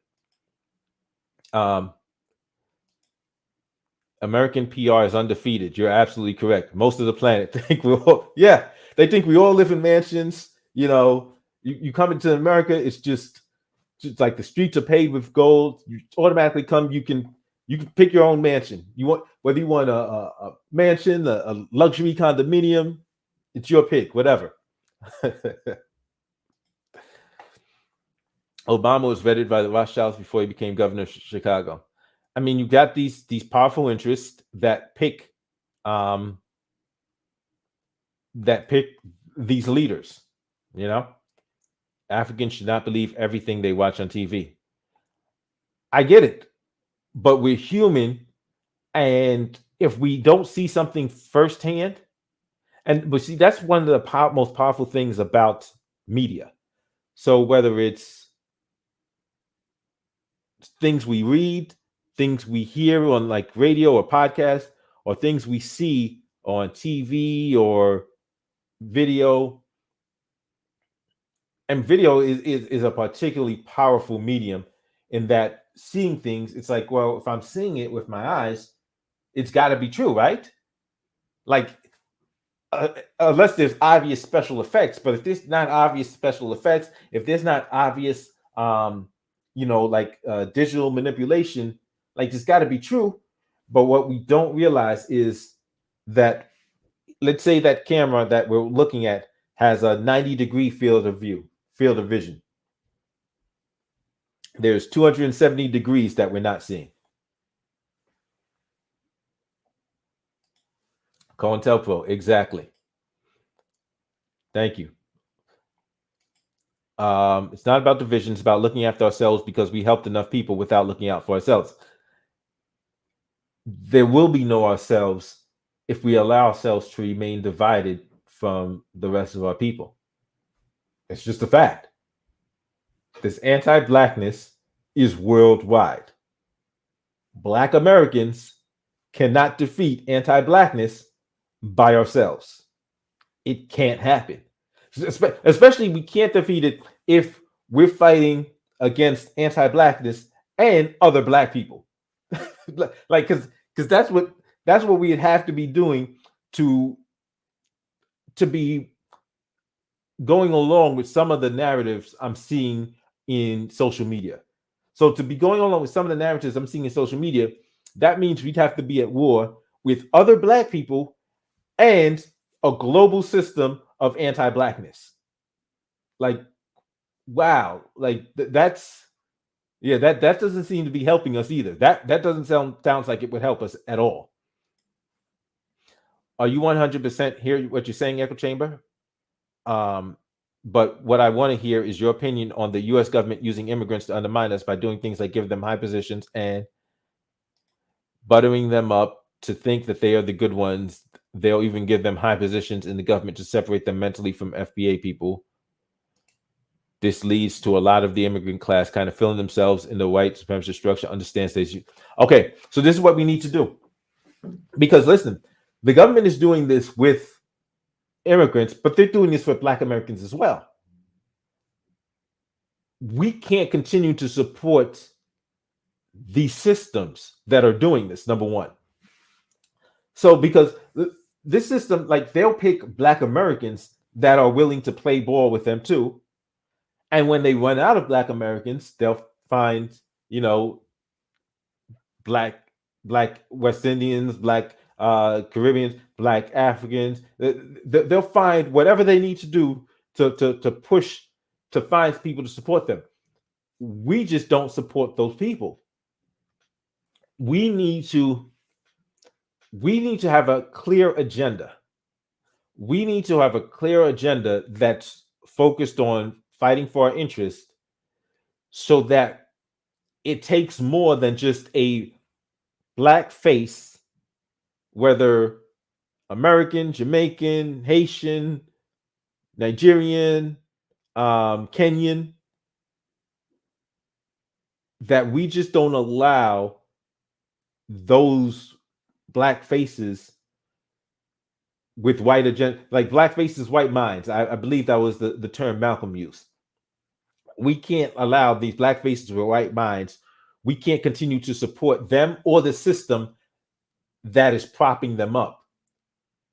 So, because if we're criticizing them but still supporting the system that's propping them up, like, what's the point? If the system hates us that much, we need to be dealing with and coming up with strategies to counter that system in and of itself.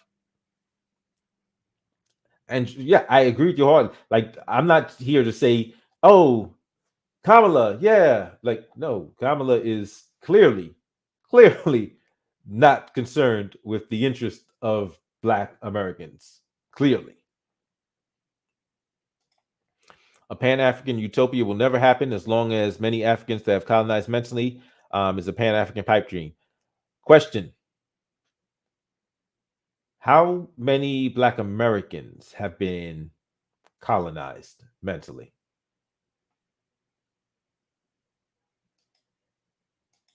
You see, if we don't fight the mental colonization, none of us survive. That's just the fact. But if we're here in the US, how do we know how many Africans are mentally colonized. Because if the people that are in positions of power have been handpicked by, these wicked people that are waging war against blackness, then that would mean that the people that they are oppressing will likely be individuals that we can work with. So I think as Black Americans, we have the opportunity and we're in a position to lead the Black diaspora. So, like, because I mean, if we're in one of the richest nations in the world, then we should definitely be taking advantage of this to be the leaders of the diaspora. Like, there's no other, because anything else is like, what the hell are we doing? Like, waiting is because saying, oh well, they're not doing anything for us. We're in great position. Like, think about how much progress we've already made, how much we have at our fingertips, how much materials and resources we as Black Americans have at our fingertips. We need to be running. We need to be leading the Black diaspora. There's just, that's it. Anything else, like, because if we're waiting for somebody else to lead the Black diaspora, that makes no sense. We're in the best position to lead the Black diaspora, but we have to do it. How can you come together with people who are against you? If it's that easy, we would come to.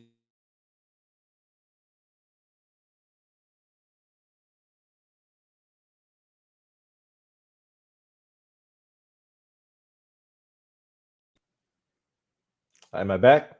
Am I back? How do you come together with people who are against you? If it's that easy, we would come together with white people. Mr. Hey, my my my my hypothesis is that they're not against us.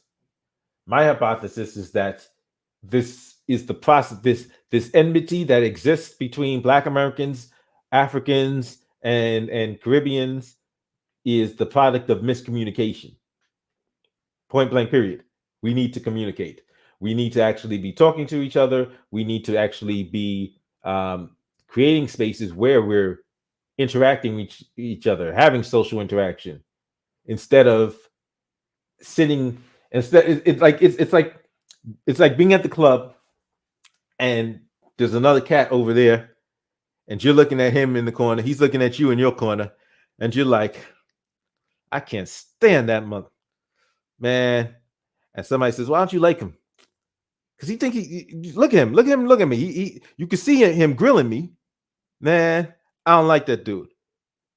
And he's over there saying the same thing about you, and y'all both don't like each other because y'all think the other doesn't like y'all, but y'all don't actually stop, have conversations, communications with one another to determine, wait a minute. Oh, you mean that time when we passed and you didn't say anything? Like, you had just lost your job, so you wasn't even focused on, you didn't even hear me say what's up to you. You didn't snub me on purpose. Like, communication is the key. And if we're not having it, and because if I'm sitting here in America, how do I know what the masses of Africans think about me? How do I know? How do I know what the African continent thinks about me as a Black American? How do I know? I'm sitting here in New York City. How do I know what most people, most Africans in Nigeria think about me? How do I know what most Africans in Ghana think about me? How do I know what most Africans in Somalia think about me? How do I know what most Africans in South Africa think about me? How do I know? I don't know. And if I'm just listening to somebody on Twitter telling me that everybody in South Africa hates me, if I'm just listening to somebody on Twitter tell me that Nigerians hate me and Somalians hate me, if I'm just listening to somebody on social media tell me that all these people hate me, then who's the fool? Because remember, we said they shouldn't just believe what the media tells them. Yes, neither should we. We shouldn't just be sitting here saying, oh yeah, I know they hate me. How do we know? If we're not actually communicating with them, if we're not actually dealing with them, if we're not actually building spaces for us to come together, how do we know that the majority of South Africans, Somalians, Ethiopians, Kenyans hate Black Americans? How do we know?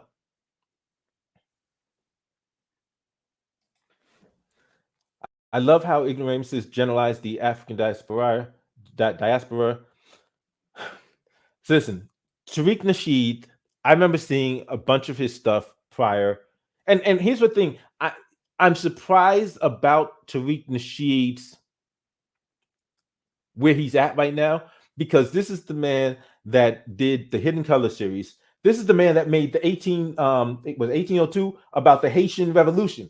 Like, if you made a documentary about the Haitian Revolution, you know, like, as more than most, like how much they went to, and how much similarity, how much shared struggle is there, how much shared history exists between Haitians and Black Americans. Like, you know. So to see him engaging, like, it seems like he's and so I wonder if this is just the product of the reparations movement. And so that's why I think it's necessary for me to be speaking on this, to say that, listen, we can distinguish. And for those of you that don't know, that didn't hear my story, I told a story earlier about me being the youngest of four kids, and how my brothers and sister were out and they got hit by a taxi cab. And I was home because I was young. I couldn't go out with them. They were older kids, so they were out hanging out. They got hit by a car, and when the settlement came, it was divided amongst those three. I didn't get any. I'm still their brother, the sister. I'm still the brother, and there's still my sister, my brothers, and but I'm not eligible for that money because I didn't suffer that injury, but they're still my family. And so that same thing applies to reparations, where even if Black Americans are eligible for these sets of reparations for this set of injuries, it doesn't mean we're not family with the rest of the diaspora. But a lot of people are treating that distinction, that legal distinction, as something more, as because there's that division that exists in terms of who's eligible for reparations for receiving this this whatever this is from the government, that it somehow makes us separate and distinct, and at odds with these other groups of Black people that didn't suffer this specific same injury at the hands of the United States government. We're still family, but it's a separate, it's a limited distinction, but there's a tendency to take that distinction and to broaden it to mean that, oh, so we're at war now. Like, no, it's just that just only applies to the reparations fight. It doesn't make us separate. It doesn't make us less family, in broader terms. Black Americans been taught to love white folks. Africans have no excuse. They were in the land and white people take it and they love. Deadpool, I would ask you to look at some of the more history, to take a deeper look into African history and what happened on the African continent, because it's funny. While civil rights is in full swing here, you've got similar fights happening in Africa. So in fact, you have Kwame Nkrumah from Ghana, and at that time it's the Gold Coast. From the Gold Coast comes to America, and one of the people he studied was Garvey and everything. And then he goes back and fights for and helps Ghana gain its independence. Gold Coast gained independence, which then is renamed Ghana. And you realize that the Africans on the continent were dealing with these folk in very similar ways to the way we were. Not exactly the same, but very similar.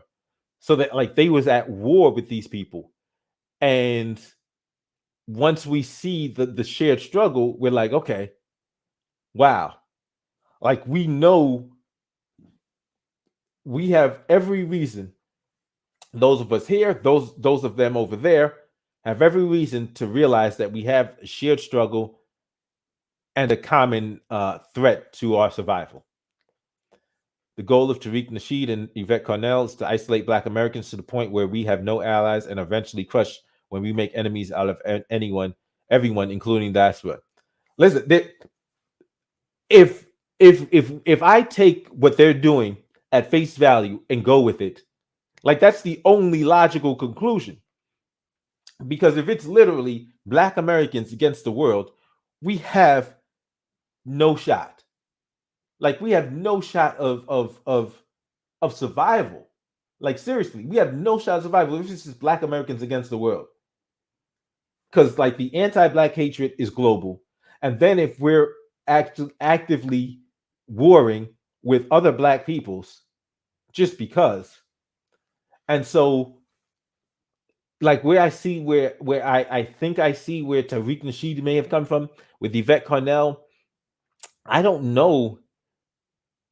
I don't know exactly what motivates her because she seems to have some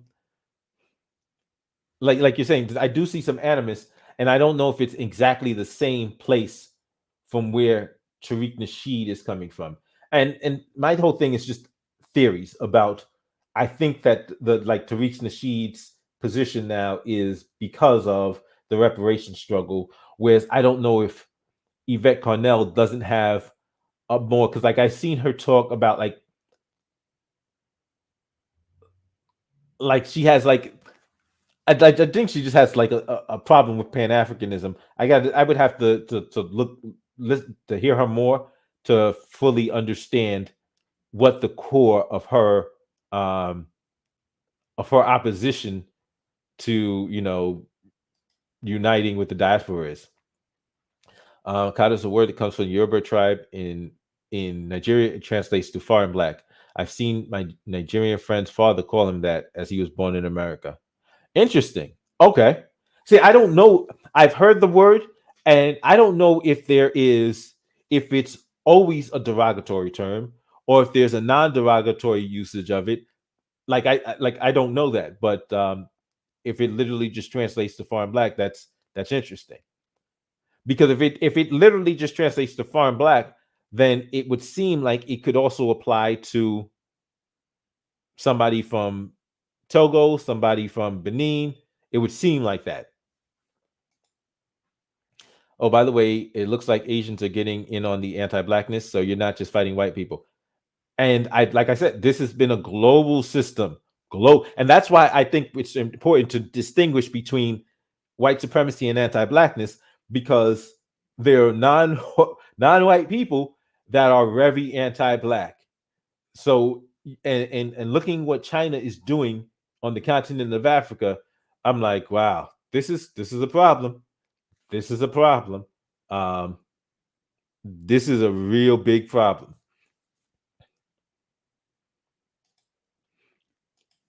The Kata word a lot of Black Africans think of comes from the movie Sugar Hill, directed by a white man. Okay. And written by a Black American, Barry Michael. Ha! Interesting. Interesting. The thing about a lot of ignoramuses is that they live in a Eurocentric bubble, like a lot of Americans, thinking the world revolves around them.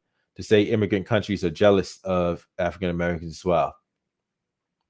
We got to stop letting other people shape our perspectives of everyone else.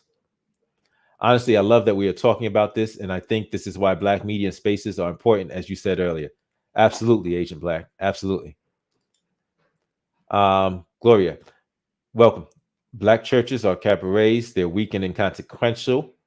Each day, unborn Black babies are dissected and sold off piecemeal by Planned Parenthood or parasitic Black. I want to tell you something about Black churches. And people like I've seen people talk about how like in the hood, you have churches, black churches, and liquor stores and churches on all over the place, and both of them seem to be having like the similar effect, just to like rock us to sleep. And uh, and when I look at the fact that these black churches are just like being so, allowing themselves to be used. So case in point was a couple of weeks ago, Andrew Cuomo, the former governor of New York. Now, let me tell you why he's the former governor of New York. He was supposed to be governor up until next year, when he would have to either rerun or whatever. He had to leave, or he resigned because he got caught in a whole bunch of scandals, including to the sexual harassment scandal by multiple women. Multiple women had accused him of sexual harassment, and they did an investigation and corroborated a bunch of these claims.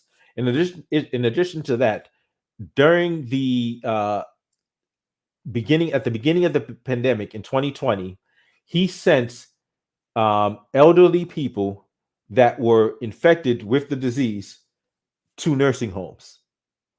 So people, old people, like the most vulnerable population, people that were had the disease that affected elderly people worse than anybody. These infected individuals were sent into nursing homes where they were confined with people who were most susceptible to the disease. Thousands of deaths occurred, thousands and thousands of deaths, and he hid the numbers.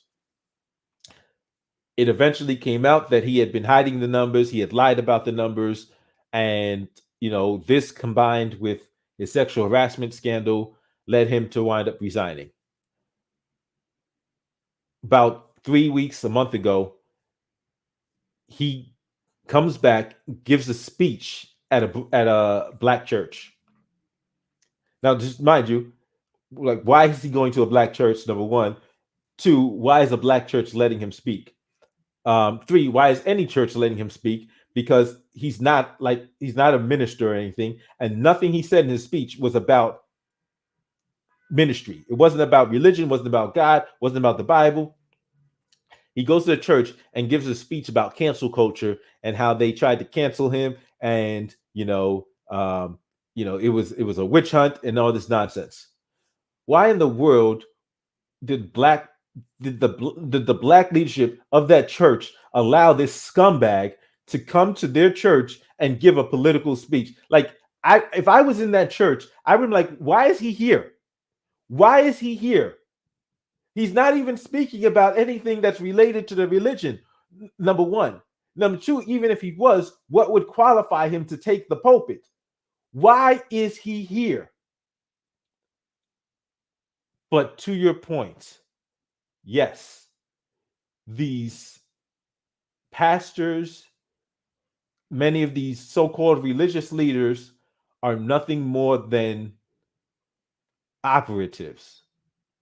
They use their positions. They will abuse their positions to sell us, to sell us and to sell our minds to whoever's paying them, whatever interest they're working for, and it's usually political interests that they're selling us to. So they'll use our faith or whatever to get us to go on board with some political agenda, and they'll reap some kind of financial reward from these people in exchange for it. Yeah, it's disgusting. Tariq Nasheed started off with the art of macking and went on to making Afrocentric movies. When that was popping with Polite, and when it became more profitable to hate them, he switched. Okay, see, yeah, like, I wasn't around for a lot of Tariq's early stuff, but I do see, like, I've seen the books of him, and he was supposed to be a rapper at some point, and yeah, so like, if he's just switching hustles, then that's something to and I hate that. I mean, there are things you could hustle without, like, basically um, without actually causing like harm to the people. Like, so that's really unfortunate. It's easy to gain a mindless mass following if you create an us versus them mentality, like Tariq and Yvette, Apple versus Android, One Piece versus dogs versus cat. Yeah, I mean this binary thing, and you do got people who are experts at manipulation, and they're just going to use their manipulative techniques to mislead us. But that's why, like, we have to actually be paying attention to the facts, the information, and we have to be able to ask the questions. And nobody is above questioning. And I'm saying, like, nobody is above. That's me, Tariq Nasheed, Yvette Carnell, Stacey Abrams, Kamala Harris, um, Tim Scott. Nobody, like any figure, no figure is above being questioned, is above answering to the people what's your real agenda. Uh, I think a lot of Black Americans need to travel more to the Caribbean, Africa, South America. If you don't, you fall victims to the race hustlers that profit from miseducating. We can't let somebody tell us what other people are saying. That makes no sense. So no matter who it is, if somebody's telling us, "Oh yeah, well those people hate you," I'm gonna want to hear it from them. Thanks for the heads up, but I'm gonna need to hear it from them. I definitely hear what you're saying, but also I kind of want to clarify. I don't think FBA people are fighting other groups. I can't speak for everyone, but I think we are just now. Okay. I think FBA people are fighting other groups. Okay. Okay. Cool. I that's good. Calling out this form of behavior by Black immigrants. For years, Black Americans have extended our hands and opened our hearts and homes to these people with no complaints. We are just now calling out the self-hate and undermining that's being propagated within the Black immigrant class. Okay, I mean, there's still work to do. We still got work to do, and there are some who will. There's some who won't work with us. There's some who will, and those of us who are focused on building something for all of us, we can work together and keep building. The the colonization of the mind in America largely stems from a state-run education system that removed our history and our contributions to the country. We built this country just as eggs. Listen, this is what I'm saying. Thank you, Tech Lad. And it's like we can't expect to give an anti-Black white supremacist system custody of our children, custody and control of our children for 13 plus years and think it's not going to have a negative effect on our children and on our community as a whole. So if we're talking about colonizing of the mind, how in the world are we allowing our children to be molded, to have their minds molded and shaped by the people that are waging war against us? That is something we have to address, without a doubt. Welcome, Jay.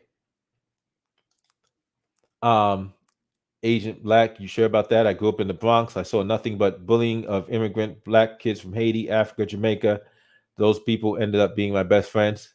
Yeah, like that's what I can tell you, because I'm here in New York too. I'm here in the Bronx, and I've had so many friends that, like, to the point where that's why this really confused me, because I'm like, I know Caribbeans, I know Jamaicans, I know Haitians, I know Nigerians, I know, like, I know all over and I'm like, where's this stuff coming from? Like, I didn't get it. Like, I don't get it. But if a lot of people are in areas where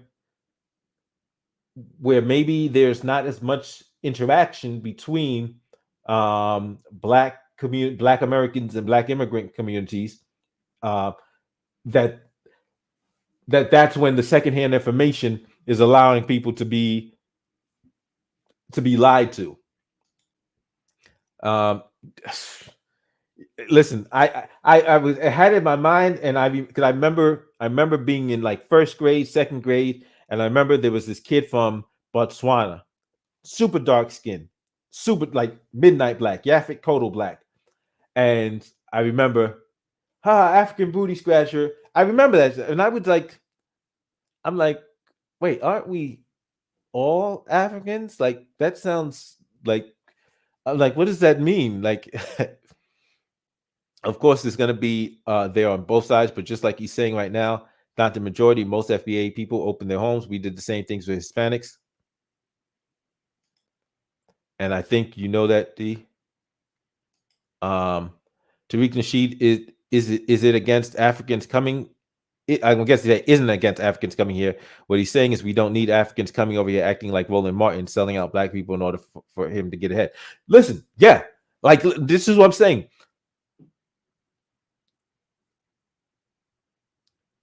We are in a position, Black Americans are in a position to lead the diaspora.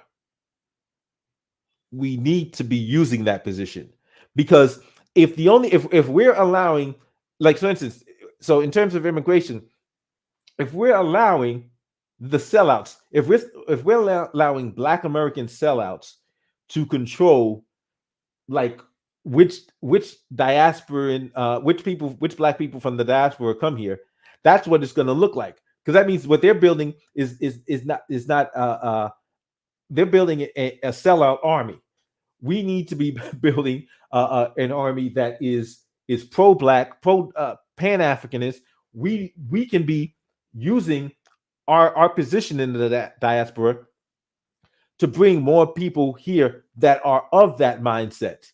That's what we need to be doing, because otherwise, what's happening is you've got these sellouts that are in position and using it to bring over people that are just that are working for these anti-black interests and are working for this global system of anti-blackness. So they'll identify their friends and their like-minded compatriots in Africa, in the Caribbean, and say, "Hey, yeah, we need help here. We need reinforcements because the rest of the people in this country, they realize that we're full of it, and and that we're working against their interest." It's a little more rare for foundational Black Americans to bully people from other countries.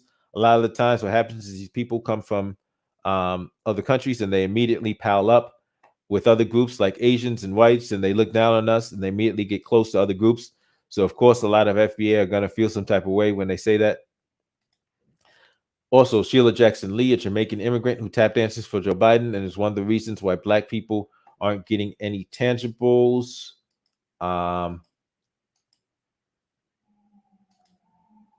Yeah, she's a problem. Um, I'm looking for something specific, and so there was, because I actually saw them talking about her in terms of the HR 40, and here's the tweet.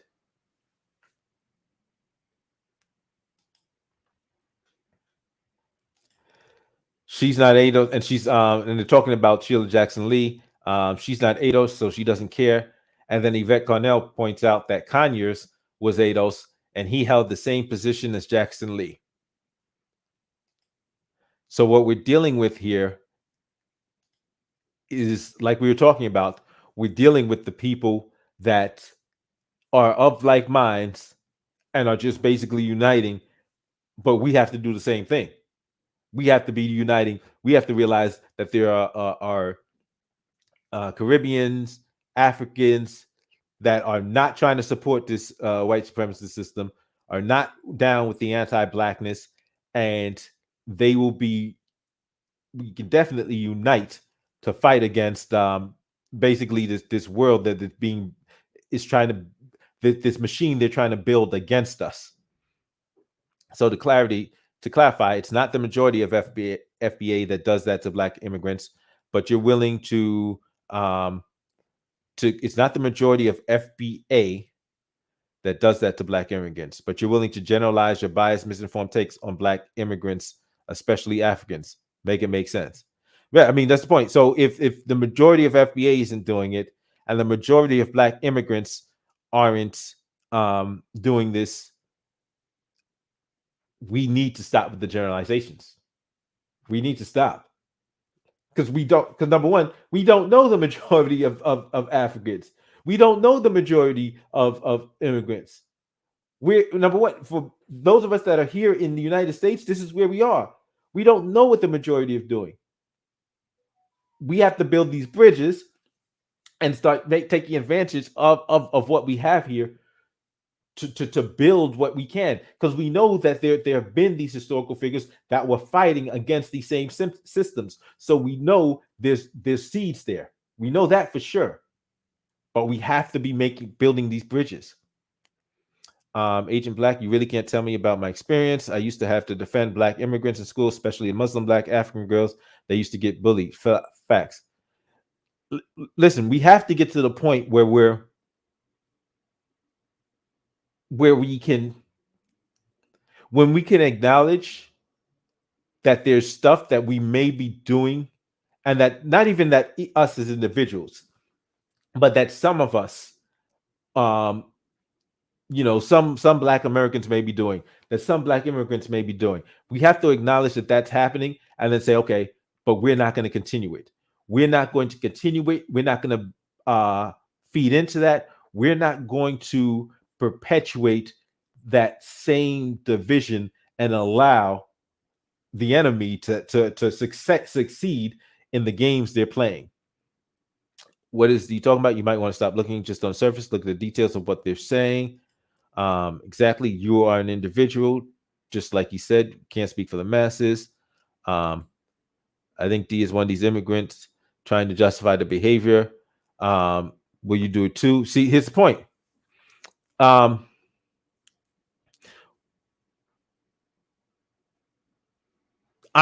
sure there's some immigrants on this. I'm sure there's black Americans, there are immigrants on this. But the point is, we have the ability, the fact that we're here, interacting, shows you that, listen, there's some common ground here. There's common ground here. So even if there's some disagreement, there's common ground here. So that means we're here for a purpose. Like, I haven't seen anybody get on this and say, yeah, I hate all of them, of whichever the other side is, because that would be ridiculous. And so it seems like all of us here understand that. If we understand that, it's pretty good. It's a pretty good bet. Pretty good bet. There's a bunch of others that understand that as well. Me, immigrant. I'm black and was born in Machafiri. My bloodline traces back to the Akan people in Ghana hundreds of years ago. Yo, this guy is totally mischaracterizing what Tariq Nasheed is seeking. Let me know. Let me know where it is. Let me know where the error is.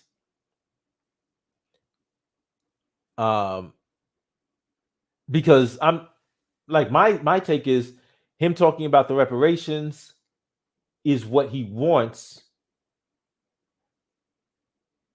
But I don't know if you were here for what I talked about with the separation of the legal status of the group in terms of reparations doesn't change the shared lineage outside of that legal distinction of the groups for reparations. No, am I about to go off? Welcome, Kenny. Wait, I thought he only inflated the numbers, not sent people to nursing homes. Oh yeah, he did both. Exactly. There's no such thing as cancel culture. The reason why the church let them do that is because they are bought and paid for. It's a business at the end of the day. Let's not forget that during the presidential race, figure the preacher souls to Biden. Yeah. And listen, here's the thing about the presidential race. Bernie Sanders, they would rather have lost to Trump than to have lost to Bernie Sanders. That's why on Super Tuesday, well, right before Super Tuesday, everybody else dropped out and endorsed Biden, and Obama put that in play. The main issue, he tends to generalize but forgets to distinguish the difference. Yeah, Tariq was a fixture on VH1 for a while, labeling himself a hustler, then turned left. See, I didn't know he was on VH1 or any of that stuff. I missed all of that. Yeah.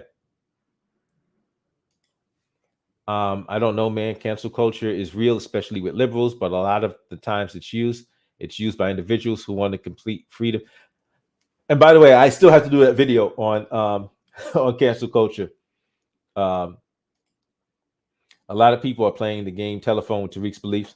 Okay, yeah. So, and that's the thing. It's if Tariq says something and then somebody else repeats it, they can repeat it in a way where he didn't mean it, right? So now, and then like his the group, his brand is FBA. So if somebody claims his brand and then they're saying something, it now automatically gets attributed to Tariq, whether or not he specifically and explicitly stated that.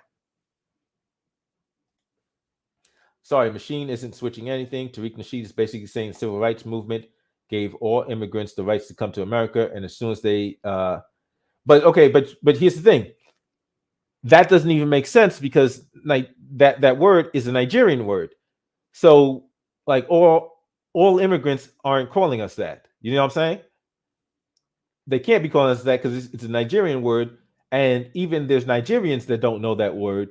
So T-Ban had a broadcast show a week ago. A Jamaican immigrant called up and said himself, as soon as Africans get over here, they distance themselves from their homeland and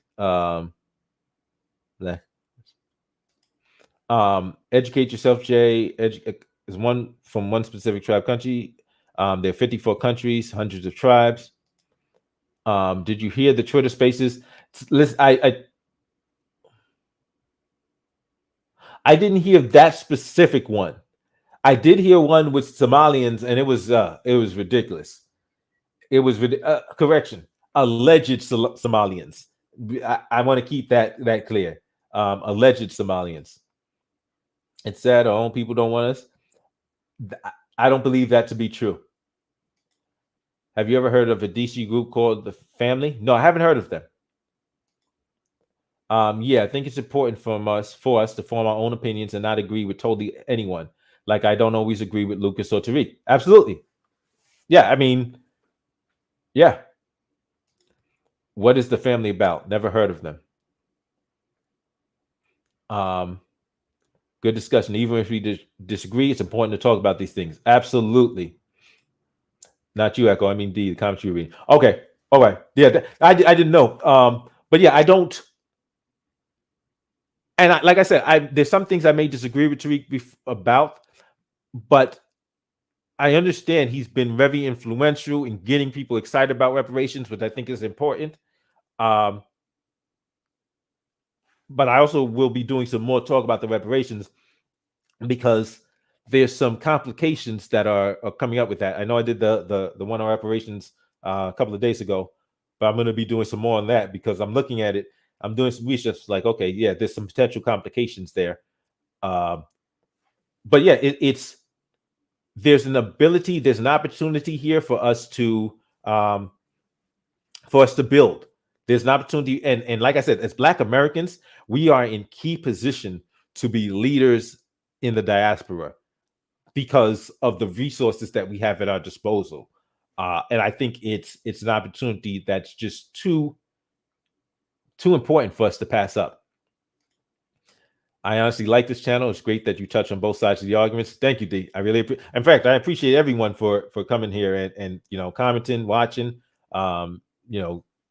everything. I really appreciate all the support. The Family is this ultra conservative Christian group that pumps money and religion into Africa. Oh, okay. I got to do some research into them. The Family. Okay, definitely. But yeah, I do want to thank everybody for coming out, watching the stream, and interacting, commenting. This has been a really great conversation. I want us to do some more of this. And what I'm actually trying to put things together so that I can actually have people call in. I'm working on getting everything together because I think that'll be even allow us to have more discussion on this kind of stuff. So I'm trying to put that together. Let me just read these couple.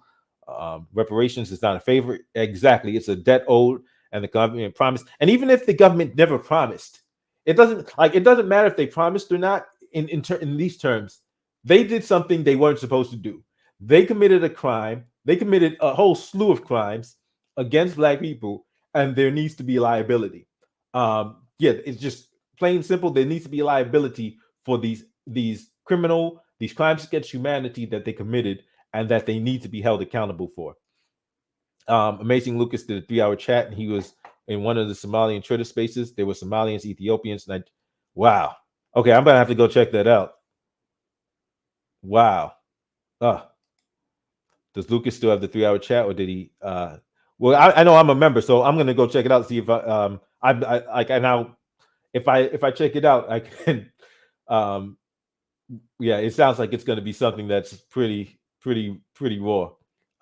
But yeah, thanks everyone for coming out, for checking out the stream. I'll be doing another stream not on this topic, but yeah, we'll be touching on this topic again later on. And like I said, I'm trying to hurry up and get the everything set up so I can actually have people call in so we could have increased interaction and discussion, because it'll be even easier than just typing in the chat. You know what I'm saying? Every group has received some sort of payment from the Japanese. Yes. Thanks everyone. I want y'all to have a great and by the way, so he says that stream is up and it's public if y'all want to check out that Lucas stream. Want you to have the great rest of your Saturday. Thanks for checking out the stream. Really appreciate all the comments, all the feedback, and I'll see y'all next time.